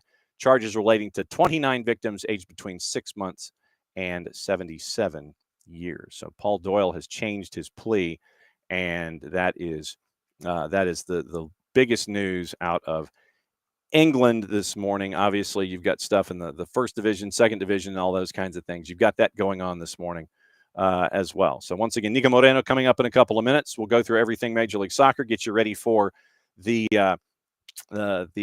conference finals coming up this weekend. We'll break all of that down for you. And we do have some notes that have come from teams as they look at their roster adjustments. Oluwetu Makanyu for Philadelphia. Philadelphia has exercised the contract option for Makanyu, securing him through 26 and 27. So that is news out of Philadelphia this morning. Indiana Vassilev is now staying. He has signed a contract extension as well. Then remember that Indy Vassilev started in the Tormenta system. So when we've had Indy on in the past, when he was at a previous employ, when he looked at the scarf over my shoulder and he freaked out, Vassilev signs a new deal through 28 with an option for 29. Quote from Bradley Carnell: 5 goals, 4 assists, 31 appearances, 21 starts, one of 6 Union players to appear in 30 or more regular season matches. And so 28, option for 29, and a happy Thanksgiving for the Vassilev clan in East Georgia. So very, very cool stuff for Indiana Vassilev to get that deal locked down for him. And obviously very, very cool there. So I'm trying to see if there's anything else news-wise that we missed or need to get into this morning before we get ready for everything going on in Major League Soccer, going through all the 4 matchups. Seattle had their news and notes yesterday. So let me see if there are any other clubs that we can get into in addition to Seattle with their notes. And players who are staying, players who are going, obviously we've got to keep an eye on all of that. The roster updates now exist for the Revs, Austin, Seattle. Austin signing homegrown midfielder Irvin Torres, by the way. Felix Samson is a homegrown defender. He has now been signed with CF Montreal as well. The roster update for the Revs: the Gonago season-long loan from Nantes is going to expire at the end of the year. 3 + 3 and 20 appearances. Brandon Bye out of contract. Looks like he's going to explore free agency. He's been with New England since he was selected in the 2018 Super Draft, 10 + 20 in 214 matches. Wyatt Omsberg is retiring from professional soccer. 8 seasons in Major League Soccer, Minnesota United, Chicago, and New England. Exercised option on Keegan Hughes. Omsberg's option was declined. Bye is out of contract. Gonago's loan has expired. So that's the news out of New England with the Revs as they head out of 25 and get ready for 26. Now, it'd be nice if, there we go. Attaboy. You sit there and you click a button and you're wanting something to happen and the computer just kind of stares at you. Roster updates for Austin FC. Decline the contract options for Julio Cascante and Diego Rubio. So that means that they are free to sign with anyone. Cascante had been with them since 2021. 141 matches for Austin, 4th most in club history. Rubio was there for the last 2 seasons, 6 + 4 and 66 matches, all comps. First came into Major League Soccer in 2016, also stopping at Sporting and the Rapids. Ilie signs a new contract with an option through 26, option through 27. Brendan Hines-Ike's contract option automatically exercised. based on performance metrics during the 25 campaign. So, contract options exercised for Austin FC, finishing 6th in the Western Conference and hosting the U.S. Open final. Stephen Cleveland, Brendan Heinzike, Danny Pereira, Riley Thomas, exercised. New contract, Ilie. Declined, Julio Cascante, Diego Rubio, and Jimmy Farcarloon.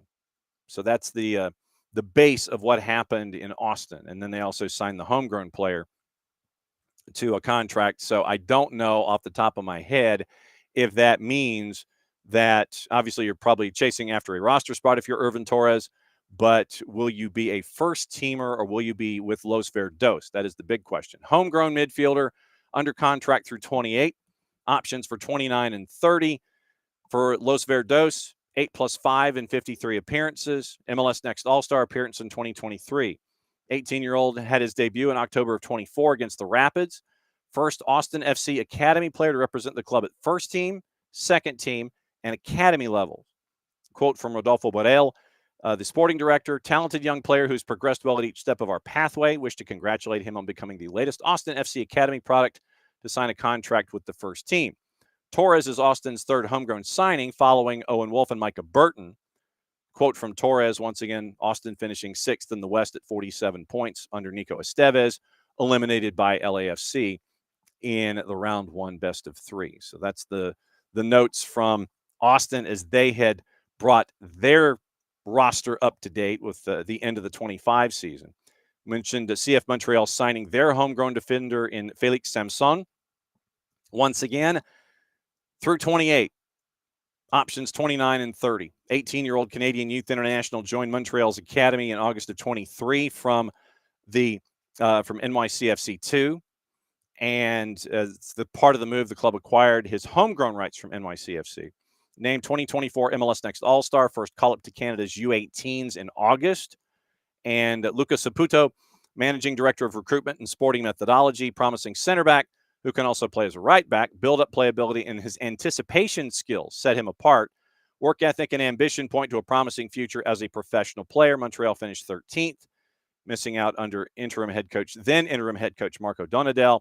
Donadel was named permanent manager last month, getting ready for the new season for CF Montreal as they get ready for things in Major League Soccer in 2026. So that is, I think, that updates on Transfer Tracker. I think it does. Well, let's check it. Let's check and see real quick. So I'm learning more about Transfer Tracker because I thought other teams had laid out their notes for the year. So transfers, I'm trying to see if everybody is up to date when it comes to, and this is like all news and notes. This is like players dating back a year. I don't necessarily need all of that stuff. I just need to know the most recent things.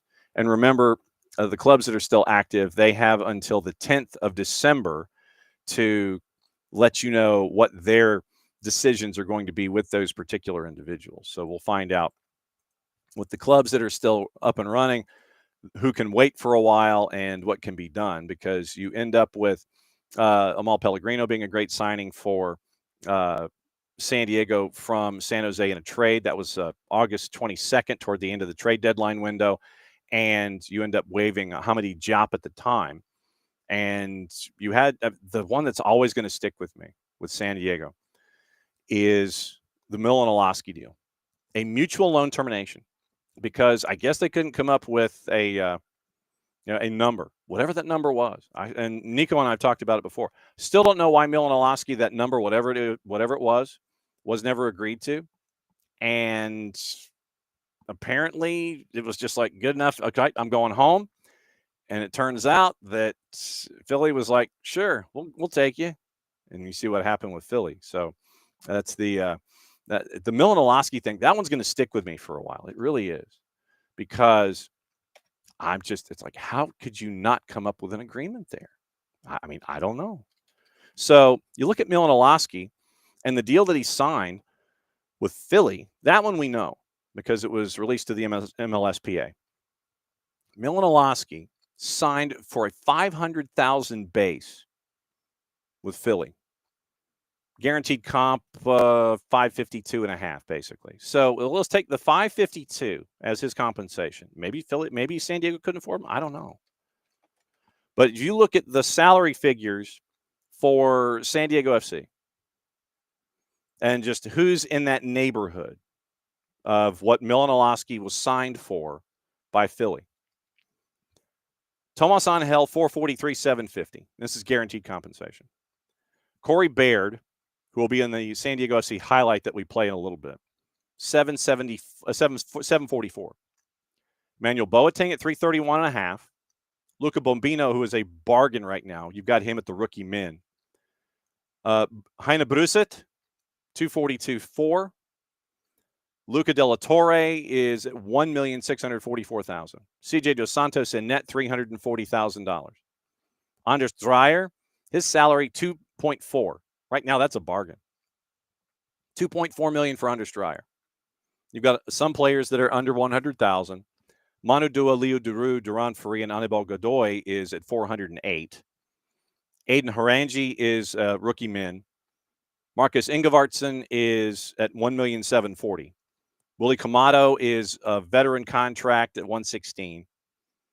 Chucky Lozano at $7,600,000. So 7.6 1/3 times 3 would be 22. So I guess something of a $22 million deal. 763 times 3, 10, 8, 1. So 8, yeah. So it's like 19. No, 7. It's a 22. So like 22 million ish for Chucky Lozano, 6 million base, rewarded 7.6 1/3. Patty McNair at 762. Christopher McVeigh at 496. Alex Mighton 257. Franco Negri 297.5. Amal Pellegrino 912.5. Rookie min for Ian Pilcher. Rookie-ish contract for Saidi at 94. Andres Reyes at 807. Pablo Cisniega at 130. Pedro Soma at 275. Jeppe Tverskov at 700. Ani Valakati at 726.8. David Vasquez at 119.8. So that's what you're looking at. And you couldn't fit Milan Olaski in those numbers. You couldn't fit him in those numbers. That's strange. It's really strange to me. And so now that I'm workshopping this, let's workshop this for a little bit here. So looking at San Diego, at the time that they didn't sign Olaski, and then they let Philly sign him. Loan expires, couldn't agree to a deal, goes back to Europe, was there for like a day and a half to pack and then go to Philly. So San Diego, looking at the overall numbers of the league, so page up, I'll page all the way up. What about going home? I want you to go home. No, you don't want to go home. Okay, fine. So club roster profile, September. San Diego had $3.4 million in GAM available in early September. And Milan Olaski signs a deal for basically $500,000 to be a part of that offense. He signed the $500,000 deal with Philly, $500,000 plus with other stuff over the top of the guaranteed base. You had $3.4 million in GAM available to you, but you don't sign Milan Olaski. So the money was there. The GAM was there. Something had to be up in trying to figure out, okay, what do we sign him for? What are we looking at? All these kinds of things. That to me, it's just it is odd. It is so odd. Odd, I say. And being incredibly gracious with his time on a holiday week, considering that tomorrow we're going to be at all of our various spreads and things. Time to bring in our buddy Niko Moreno from Pulso Sports and Sounder at Heart. We'll check the background, see what it looks like, see if you style and profiling. Check it. There it is. Look at that. He's got all the rave going on. Thank you for visiting on a Wall Pass Wednesday, brother, because I know we'll be busy on tomorrow making sure that everybody is well fed and sleeping during football. Hey, what's going on, John? Good morning, SDH family. Yes, good thing I set up a quick reminder on my phone because definitely on a Wednesday might have slipped me by, but here we are ready to go. We had some interesting. Actually, some really good games in MLS. We had a finally end of season presser for the Sounders, so there's plenty to talk about there, John. All right, so let's go with your end of season presser with the Sounders. You had analyzed what you thought was going to happen with names and folks and who's staying and who's going. So now that you had the press conference at the Providence and Swedish Library and 5-minute oil change, doesn't seem like it was a whole lot different than what you thought. No, it really was not the most news breaking type of end of season presser. There wasn't really anything that maybe we had not already heard of or reported. I think that the most assertive thing we heard from Craig Weibel was the fact that Ryan Kent is not coming back at all. He closed the door completely on it. There was a lot of fans who were wondering if, despite not picking up the option, were there any conversations with Ryan Kent to bring him back? Because he had been a very interesting find, and he kind of showed up here more as a Hail Mary that didn't quite hit that touchdown, but it gained some ground, some yards, and people were wondering what that would look like next season. And I think he was very bold in saying there is no role for him here next year. That is a lot. I mean, that's very confident in your wingers, in your depth. I do think that there was something to do with compensation in order to keep him. That was part of the decision why he's no longer here. But look, this opens up the door to a guy like Georgie Manungu, who I'm excited to see next season get more minutes, continue to grow, develop. He is an exciting winger. There is obviously the possibility for Paul Arriola to right off the gate. He's been working on recovering, getting back out there, getting game fit, game rhythm. He was a player that when you first saw him on the training field, when you saw his first couple of games, it was exciting to see him play out there. Reed Baker Whiten is another guy that is one of the U22s of this team that might have an opportunity there. So there are some options, but without Ryan Kent and Paul Rothrock, who, although not for sure or official, it's pretty likely to say that he won't be with the team next season. So I think if there are some players, if there's room to grow that roster, I think that right winger, it's maybe a place where you're gonna have to go out there and get a little bit of help, a little bit more down the line type of right winger.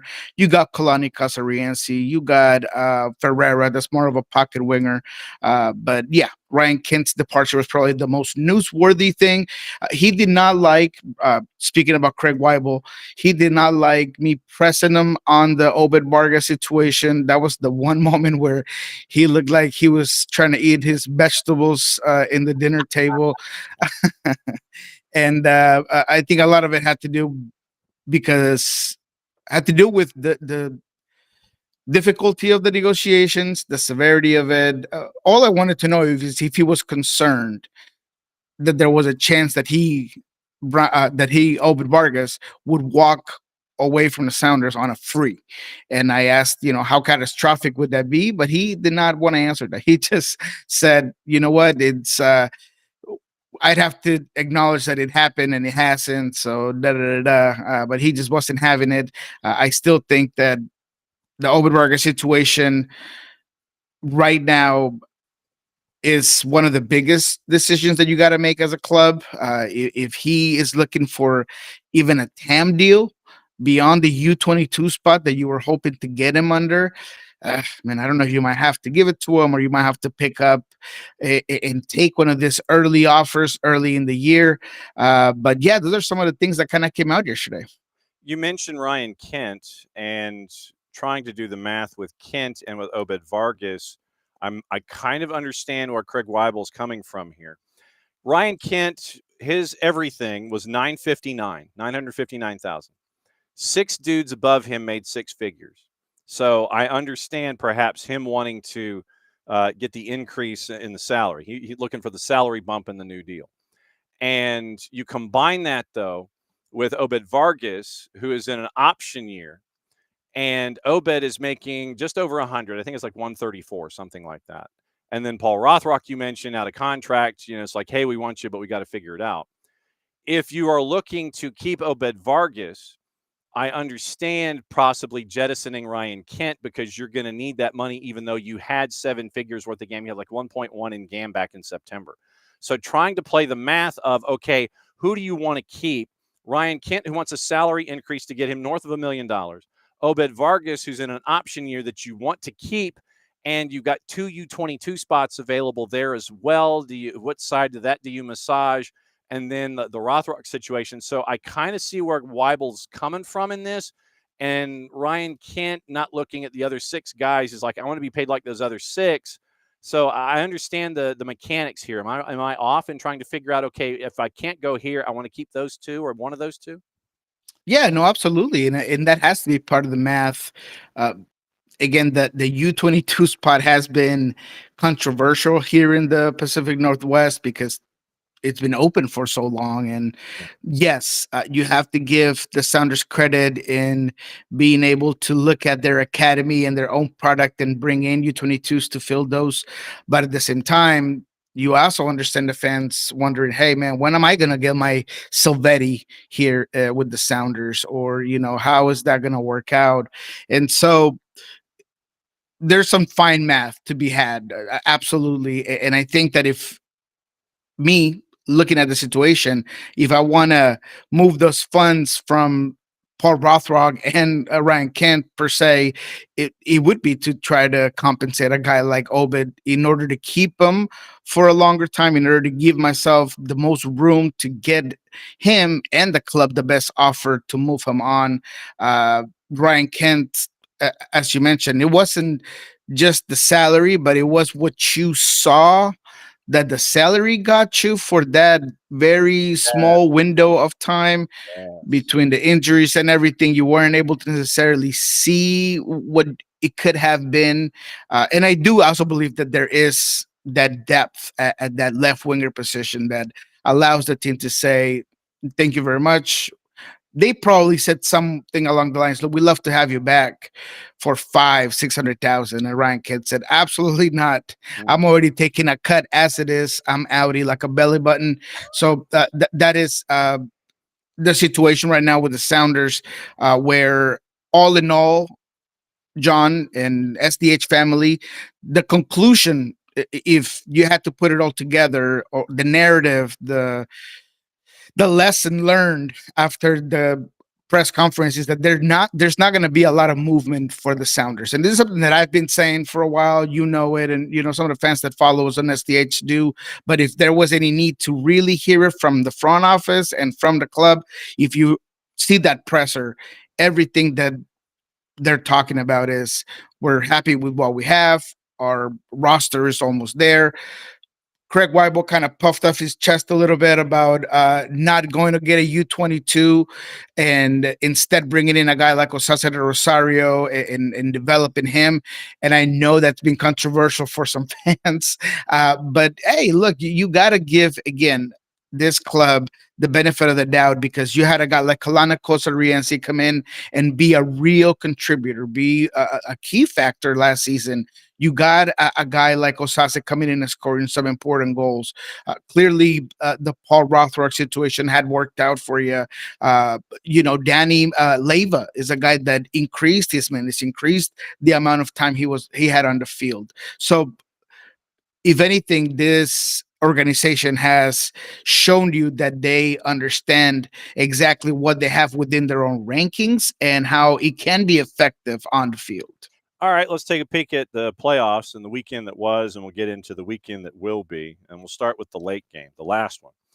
And I know that we've been looking at San Diego. Like I said, when you came in, I went down the Milan-Olowski rabbit hole again. And I was still trying to figure out how he escaped San Diego and ended up in Philly. And I know San Diego sat there and say, well, who's still playing? Who's playing now? But San Diego, it took a little bit for them in the late game on Monday Night Football to get prepped and end up in the Western Conference Final. But it took this moment for it to happen, courtesy of our friends at Jammin' 95.7 and San Diego FC. It's our friend Adrian Garcia Marquez with the call. And, of course, he lit it up. El Capitan scanning for openings, leaves it for Christopher McVeigh. Back to Yepe. Yepe lifts it, trying to get it into the area for Corey Barrett, who heels it back under Dreyer. Goal! Goal! And it's El Paletero delivering again. Ta-dum, pa-dum, pum, pa-dum, pum, pum. Paletero rain in San Diego.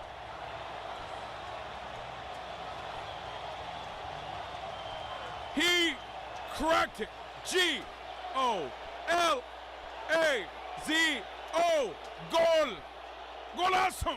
Anders Dreyer. Always on fire. Qué clase de paletero. Qué clase de jugador Darren Smith. When you need your MVP paletero shows up when you need him most. Oh, AGM. He is absolute class. I have never heard his call, but I really have never heard his call, but that is some quality. Love that. Man, you've never heard Adrian Garcia Marquez before? I have not heard him on the call of the San Diego. Absolutely, FC. Wow, because he's a SoCal kid, and he also calls the Chargers games in Spanish, in addition to the stuff that he does with Big FOX, calling Liga MX and other competitions like that. No, we are worshipers at the altar of the great AGM.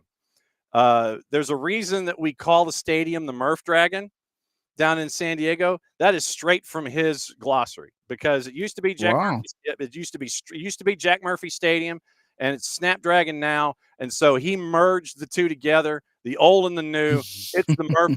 I wanted to try to do something before you took a sip, because I didn't want to use spit take the day before Thanksgiving all over your equipment. But yeah, AGM is class, and he comes up with stuff. Yeah, he did the Prince yell that you heard there. That was him doing Prince. And it is a great blending of jazz and the Hispanic calls and English language, and it just all comes together in this fantastic sauce. We believe in the church of Adrian Garcia Marquez. He is a stud, as the kids say. Yeah, that's beautifully put. I mean, it definitely felt like a bit of a gumbo of that call, because he's bringing a little bit of the Spanglish component. El paletero is crazy, by the way. Paletero, because of the dryer. It's actually quite clever. That is awesome. I absolutely love it. All right, so I was trying to find the translation because I couldn't find the spelling. When he called them El Paletero, what was that? Is the ice cream man, basically. Oh, okay. Yeah. Okay. I'm guessing because his last name's Dryer, like the ice cream, right? That's the guess. I mean, I as far as I could tell, that's where my mind went. So it's phenomenal, and that was a great goal, right? As ironic as that game was, to see San Diego, the team with usually all of the possession, all of the opportunities, all of the volume of play. In this one, they had the possession, but they really had a hard time breaking down Minnesota like everyone else has all year long. But they take their one opportunity, their one shot, their one chance, and that little back heel from Barrett is phenomenal. And then Dreyer to put it away with very little angle, but he hits it with so much pace that there's just no way that St. Clair's getting to that ball, and he is clearly the best goalkeeper of the year. This is one of the best defenses. So the moment that you put it away, and that's credit to San Diego and a team that, man, they show me that even when they're unable to get the chances that they want, they can put you away. And defensively, they were impressive. You got to give Minnesota also credit. I thought that they were the better team for the majority of this game. Because again, a lot of people have issues with playing against the run of play and their style, but they created the better chances. They really were on top of San Diego, but San Diego held on and they were able to take him out, man. And absolutely MVP. I mean, if we're in another era of MLS where there is no Lionel Messi. Dreyer is definitely a guy that should have or could have gotten that MVP vote. So credit to San Diego, and Pellegrino had a good game, and defensively this team is solid. It's going to be a good Western Conference final. Although I feel like we already had the Western Conference final, Yeah. but it's going to be a good game. So, and then Los Angeles, the LAFC Vancouver game, we talked about it a lot on Monday because to us it's an instant classic. It is, it is that game where you're staying up late because you wanted to watch it, and because of how just absolutely ridiculous it got, you stuck with it all the way through. And yeah, it was a late night, but nobody cared. I mean, Vancouver, they get that second yellow, they're down to 10. They're out of subs, players injured. They're down to 9.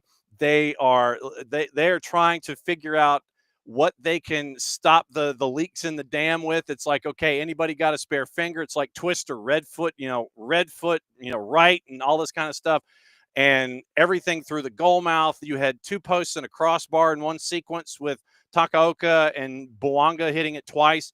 It was crazy to me just how off the rails that game was. And Vancouver makes their way through, and Thomas Mueller, he's like, we're not done.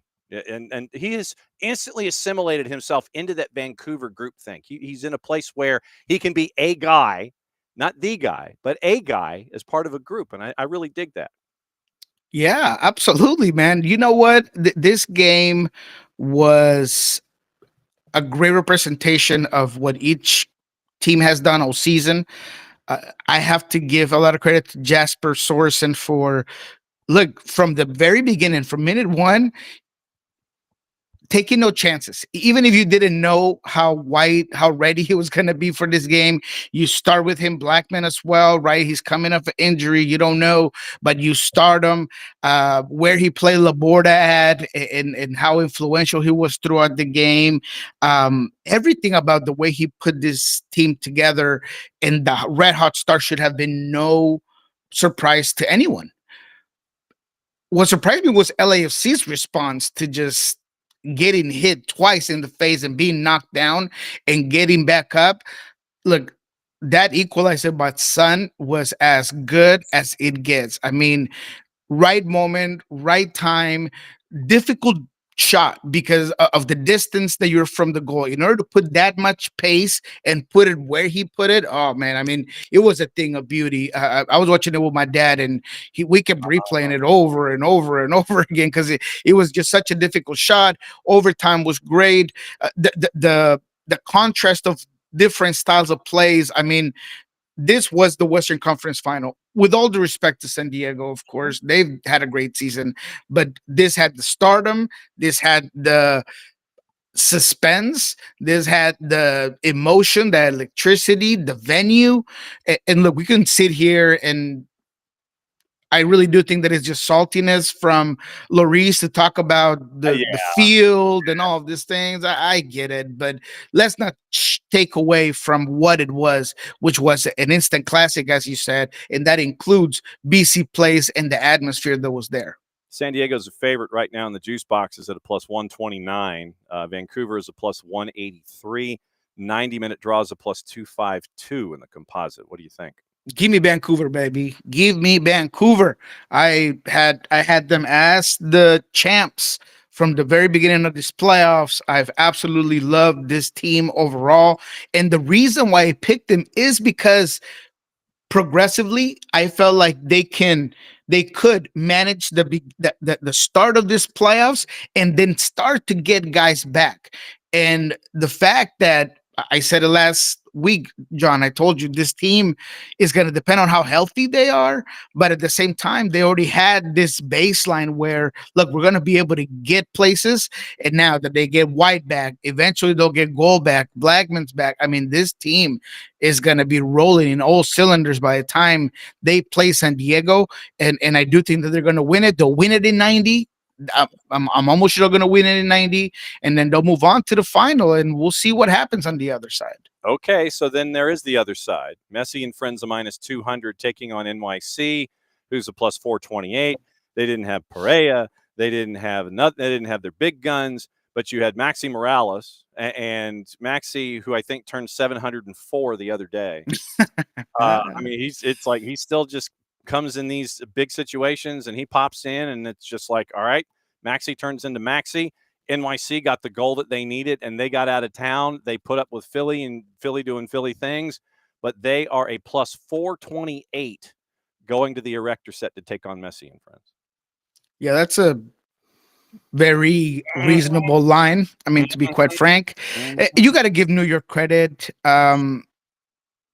I don't want to sit here and just say that Philly allowed this game to get out of hand, that they didn't put their goals away, that Baribo could have had this game finished early on, that Ilosky just didn't quite perform the way he had performed in the past, that Vasilev himself had a really bad game, I thought, compared to, what you've seen out of him all season long.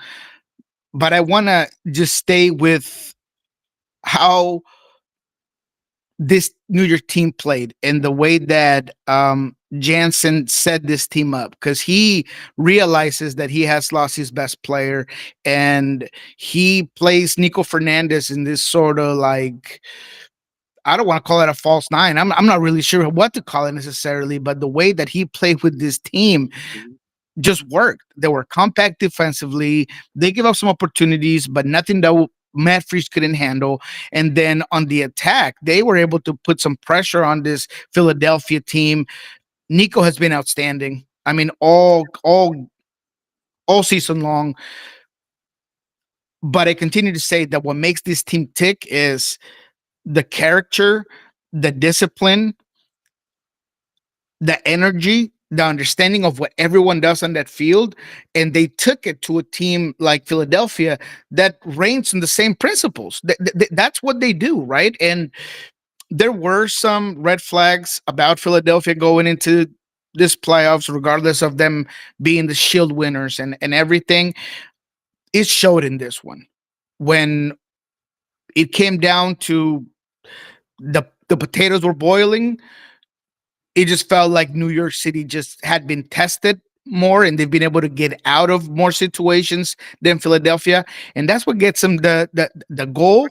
That's what gets them the ability to just hold on to that lead. And you just got to give credit to the well coaching there in New York City. Couple of notes in the Eastern Conference before I let you loose for Thanksgiving. New York and DC United, Red Bulls and DC United have come out with their roster decisions while we've been talking. And as of 4 minutes ago, DC United releases their notes. And they have declined Christian Benteke's option for 2026. Dr. Erkut Sogut, Managing Director of Soccer Operations, did say that they remain in discussions with his reps regarding a potential return in 2026. Also actively working to identify and recruit top-level talent, including DPs, as a part of our broader roster build moving forward. 16 players under contract, 6 options exercised, 5 declined, roster of 22. Current negotiations with Benteke and homegrown forward Christian Fletcher after declining their options in 25. Luis Barraza, who probably should have gotten hazard pay at times with that defense he had to have in front of him at DC. I mean, he needed a bonus, man. He was on loan, but he needed bonuses from DC United having to put up with that back line that he was behind. Barraza, Benteke, Lucas McNaughton eligible for free agency, which opens on the 10th. And once again, they mentioned that you got to be 24, have service. You can talk to folks at 1 o'clock. You can start pulling up to folks' front doors at 1 o'clock on the 10th. I could just see a bunch of GMs in their cars around the corner from homes at like 12:58. Is it 1 o'clock yet? And at 1 o'clock, you're screaming. You hit the brakes in front of somebody's house. Under contract for DC. Avilas, Baji, Bartlett, Eno, Jordan Farr, Kim, Herrera, Karamoko, Jacob Morel, Joao Peglo, Peltola, Rolls, Schnegg, Brandon Cervania, Jared Stroud, Gavin Turner. Exercised options: Connor Antley, Caden Clark, Jackson Hopkins, Jose Kajima, Gabriel Pirani, Garrison Tubbs. There's some there. Options declined: Benteke, Dodson, Fletcher, Randall Leal, Rita Zuhir, and then free agents Barraza, Benteke, and McNaughton. So 22 for DC United. Red Bulls came out with their roster decisions literally just as I was making that sentence happen. So 28 players already under contract, 1 player out of contract. So they didn't really have a whole lot of decisions to make.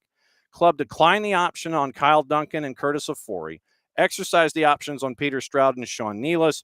Tim Parker and AJ Marcucci currently in conversations to remain at the club. Marcucci is recovering from an injury, so I understand the roster gymnastics where AJ Marcucci was concerned. Carlos Coronel, remember, not a part of the future plans for Red Bulls. Julian de Guzman had his couple of sentences. Red Bulls 2 keeper Tobias Shuchek is going to occupy a homegrown roster spot as of January 26th. So not a whole lot of surprises out of Red Bulls. Probably just the big name surprise that DC United put on the table, that Benteke, they're not renewing the option, but they want to bring him back to the table. That's a difficult decision. I mean, he is on about $5 million with compensation when it comes to his salary. That's a lot of money for a player of his age. Like, he's been great. He's a dominant aerial threat every single time. You can count him in for goals without a doubt. He's a cerebral player as well. I don't think he gets a lot of credit for how well he reads and crashes the box and the other things that he provides aside from goal scoring. But look, DC United gave up 66 goals this season. They were the worst team in the Eastern Conference. The problems are a lot bigger than whether you want to keep Benteke or not. There is an identity crisis. There's a lack of midfield. So there's just lack. There's just a lack, period, at DC. Exactly. And I guess, we could put that on repeat because that's what we've seen from DC for so many years. But I really do think moving on from Benteke is in the benefit of just trying to fill up the rest of the holes of this team. When it comes to certain clubs, especially in a salary cap based league, at times you just need to allocate that money elsewhere. And I feel like DC needs to move on. Now, who picks that up? That could be interesting, right? There are only a few teams that I think could provide that solid salary in terms of money. But he is a guy that if you put him in a win now type of situation, win now type of team, I don't know. Let's call it, I don't know, Charlotte, call it, not Nashville, but there's some clubs that be able to pay him. How about Columbus? Well, I mean, you're looking for a team that needs a power forward, basically. You're looking for that post up power forward, and he made, to your point, he made just under full compensation was like $4,937,500, something like that last year. So he's going to want something in that ballpark, and your philosophy, you need that post up power forward that can distribute to the wings because of the positional gravity that he is going to attract. It's that second touch that it's always key to DC. As soon as Benteke chests it down, he's got possession of it. Where does he go? That's the key. So whatever offense can handle the GAM, handle the salary, handle the DP spot that they're going to have to surrender for somebody like Benteke. Unless he goes high TAM, maybe shoot. You need a power forward, basically, first and foremost. Yeah, I don't think he fits necessarily, and I do feel like these guys are going to go get more of their own style of striker. But if there's a team that has room and a spot, it could be Miami. I mean, Miami. I wasn't going to say it. I know. It was staring at me in the face. I thought it. And you've got the pink going on behind you as a That's what it was. That's what reminded me right there. And I was like, he's got the pink going on the screensaver. It entered my head to be Messi and friends if you need a post-up power forward, but that kind of goes against what Mascherano has been doing with the speed and creating opportunities. It would be like replacing Suarez with Benteke, if that makes any sense. Exactly. And that's the only reason why I brought it up, because that could be it. That could be a possibility. Again, Columbus is another team that, does need that firepower guy. Again, doesn't quite fit, but with Wilfred Nancy potentially leaving, what do we know about what's the fit? I mean, we don't know what that's going to look like next year. There's clearly a talented roster that needs that final gunpowder at the end of that attacking system, and he could be it. But there's going to be plenty of suitors for a guy like Benteke. All right. So what is going on at Sounder at Heart and Pulso Sports? What are you doing for the holiday? What's the meal? What are you taking that no one else is allowed to eat? What's the wild card? Hit me. Please go ahead and check out our end of season and the very last what we learned this season. What we learned this week with Jeremiah Shand of the 2025 season. We really broke down everything that we heard from Brian Smetzer and Craig Weibel in this episode. We give you a real look on what to expect next season with the Sounders.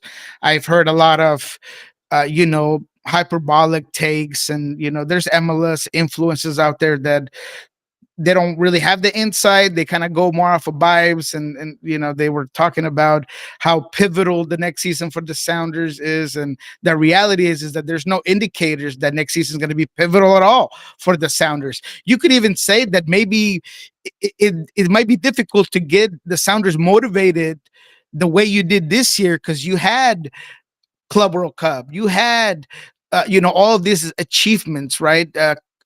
CCC, all these things that you're playing for.